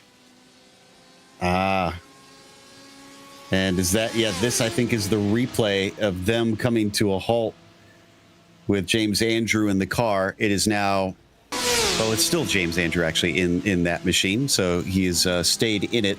He's going to get overtaken now by the car of Matthew Siddall. That's our leader in the Matrix Bronze machine. So they're going to get put down yet another lap as they break for the Daytona chicane and carry on in what is quickly becoming the final 6 hours. Oh, we're off. Whoa, Fabrizio with a big moment and unfortunately finding the tire barrier. That looks like, I think, coming into karting, it appeared, and it didn't look like too bad of a hit, though. Yeah, just on the side of the car there. Now, where is he on the stint? He's on his First outlap. lap, yeah. Yes, he's going to have to come back in again, I think. It really depends what the car feels like. Klaus Nielsen, he had a problem as well. Just a little lazy half spin there at Arnage. That's, at Indianapolis. That's a common one. That's very, very easy to do. But keeps it out the wall. And actually, Fabrizio Rivera did a great job to not make that any worse. I mean, if you lose it coming through the last part of the Porsche curves, you are absolutely hauling the mail. 5th gear, 6th gear. I mean, really, really fast through there. So to actually keep the car from a really heavy impact was a good effort there. But now, has he gone through? Has he just decided to drive on? Well, no, he's been... So I went back and checked on my screen. Since he had that incident in the Porsche curves, he immediately came into the pit. So that's why he's on his first lap out. And I'm checking to see if they use that fast repair in that time. Yep. Yeah, you're right. That may have been their last fast repair because it did pop back into place pretty quickly when he pulled into his pit box. So that may have been the last ace up the sleeve for that team. Well, at least they had one. At least they had one because they're about 3 minutes off the podium at the moment. But if we've seen any issues at all, that they could get back up on the podium. I mean, and just over 6 hours and 30 minutes, a 6-hour race.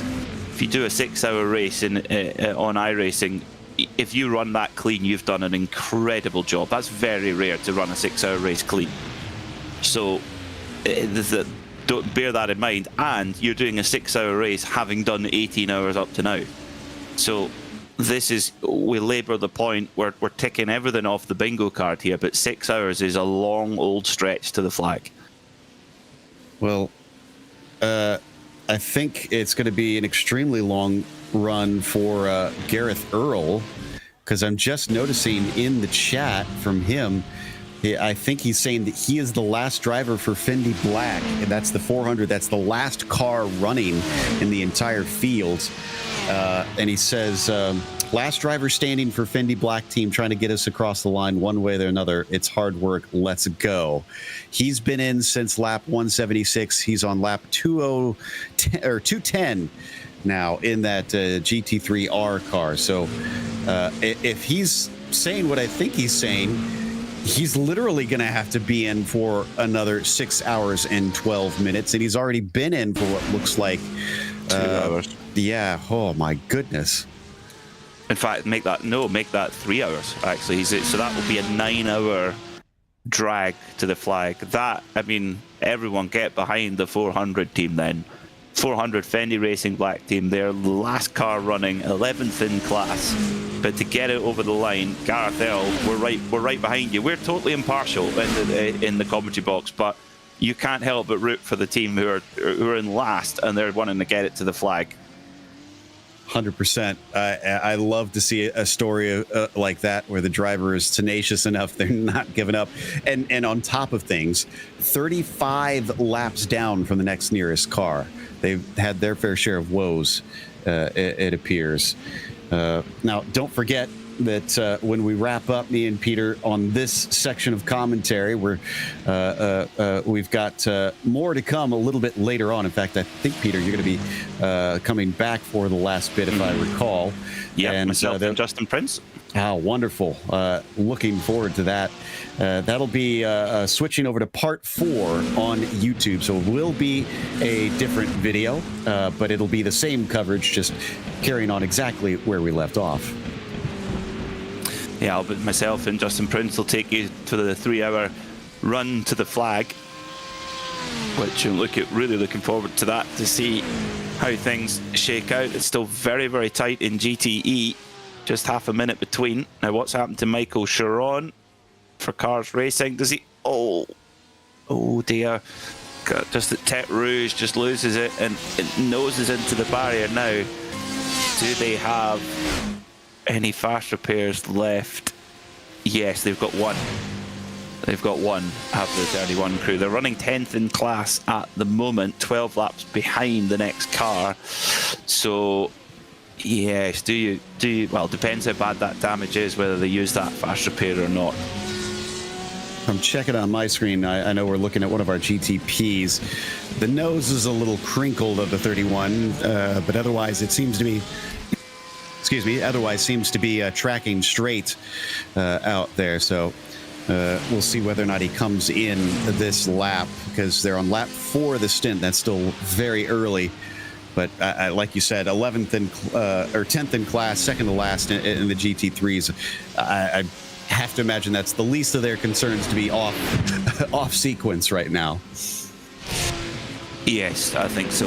I think it's now, that's also a drag to the line, as our leader just coming off a little bit of lap traffic in his own class there, flashing the lights.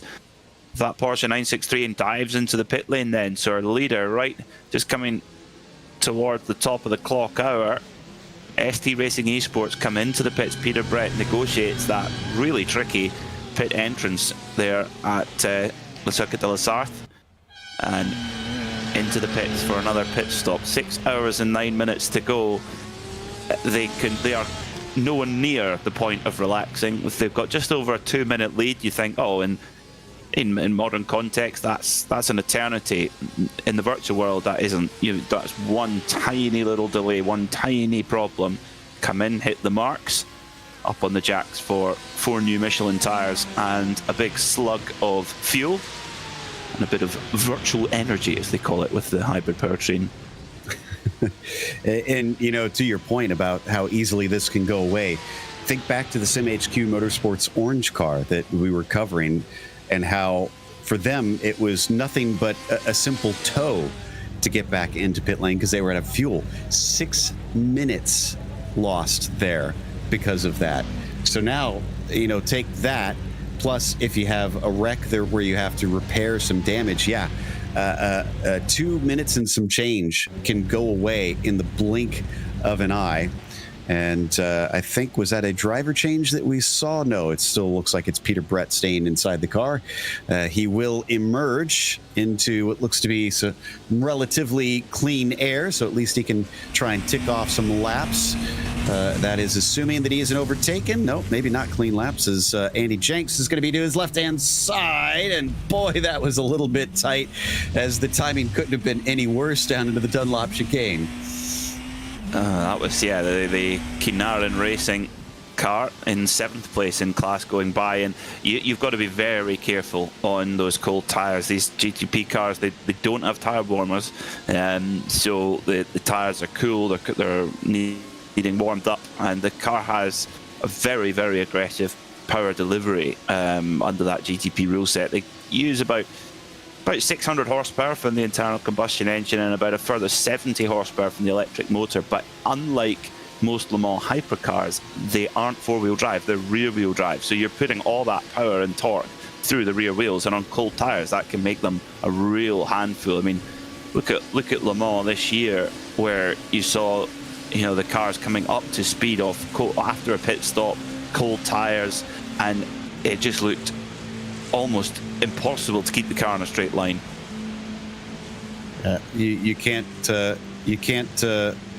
deny how much those tire warmers have such a distinct effect, and without them, drivers have to really get their money's worth and use all their skill to try and get everything working and going up to speed here. So Peter is behind that number 14 car, but remember, that is a lapped car, so that's not for position. That is still our leader in the number 38 ST Racing out here. So great job by Peter. He took that over from Mark Voetschel, who was in for quite a long stint himself before Chris Sever had an even longer one. Actually, double checking to see, this might be a 3-man team if I'm seeing this right on their driver stints. Which car number? Our leader, the 38. Yes. Checking our spreadsheet. Yes, they are. Yeah, they are a three-man team. Good effort. Very good effort. That's how they're doing it in the true simulation. Then, as that's the rules in the Le Mans 24 Hours. Oh, a little bit of a moment, big moment there actually for the number 7. The number.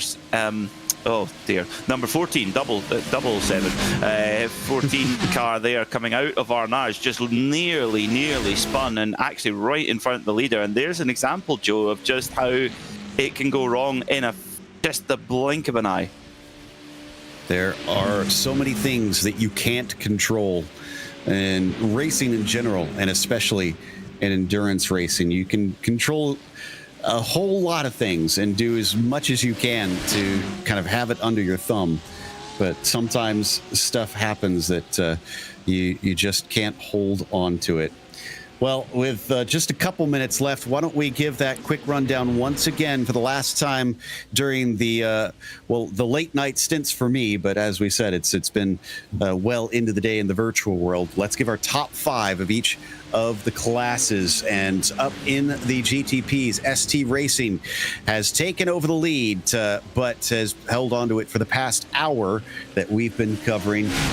ST Racing 38 with Peter Brett inside the car has had no worse than about a minute and some change over his nearest rival, which right now is Phoenix Racing with Adrenaline Motorsport. That's been swapping back and forth. The 12 car in second place. Their pit stop strategy has them kind of switching around, but it's actually quite close in comparison right now with the car that they are trading that with. Cameron Martino sits in third for the ST Racing sister car, the number 30, and they're 4 seconds back. That's actually the closest we've seen for quite some time, as we haven't had a lot of battles in this hour of coverage here. So we'll see if they can close that in, and it does look to be trending downwards between them. Now behind them, it's almost a full lap down to the Solpec Precision Racing number 111 car in fourth place. And Fabrizio Rivera had a bit of a problem that we saw the replay for earlier. Got their fast repair out, they're back out, but they've got quite a bit to make up to now reach the podium because of that problem. And then the same as it has been for much of this race since I started covering, the 22 Operation Motorsport Red rounds out your top 5 in the GTP class. Peter, what's it looking like down in those GTEs? The GTEs they are very, very tight at the moment. It's Imperial Motorsports, number 7, who lead the way. Christopher is doing a top job at the front of that class right now. 52 seconds is the gap back to Matrix Bronze. Lost in pace, they're in there as well. They're in the podium fight, just a couple of minutes back on that leading fight, but they are right there to pick up any scraps should there be an issue. In fourth place, MHQ Motorsports had to unfortunately take a lengthy toll back to pit lane after running out of fuel, but they still sit in fourth, but they only have a minute now back to Flying Lion Racing, who sit in fifth in their 218 car. That takes us to the GT3s, where Full Send Racing's 222 is currently leading. They have been since I started coverage, and it's looking relatively comfortable at this stage for that team and Jorge Saligo, who is in the car right now. They've got Solpec Racing's 112 car about a minute behind. Kevin Simpson is currently running in that machine, but as we've said, 1 minute could fall away from you if you're not careful, so you got to keep your wits about you. Fendi Racing Team, not the Racing Black team, but the number 23 car has Thomas Smythe currently in the car. He actually took over from Luke Fisher about 2 laps ago, so we missed a pit stop there as they round out the podium down in the GT3 class. Wabbit Racing, I love this team name, with Matt Warner currently in the car, has been doing a number of stints.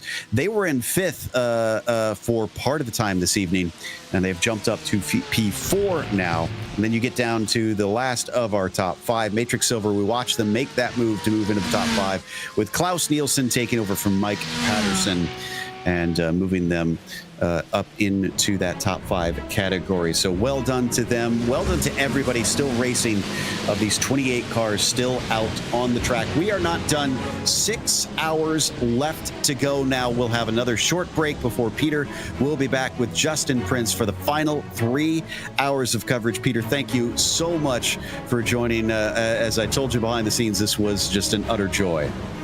And joy was mine as well, Joe. Great to be back in the booth with you. Great to follow this race along, and we're heading into the business end of it now, and looking forward to getting back in the booth with JP in a few hours' time. So do join us for that. Yeah, stick with us. It's not over yet. Visual coverage will continue. We'll return here in 4 hours' time.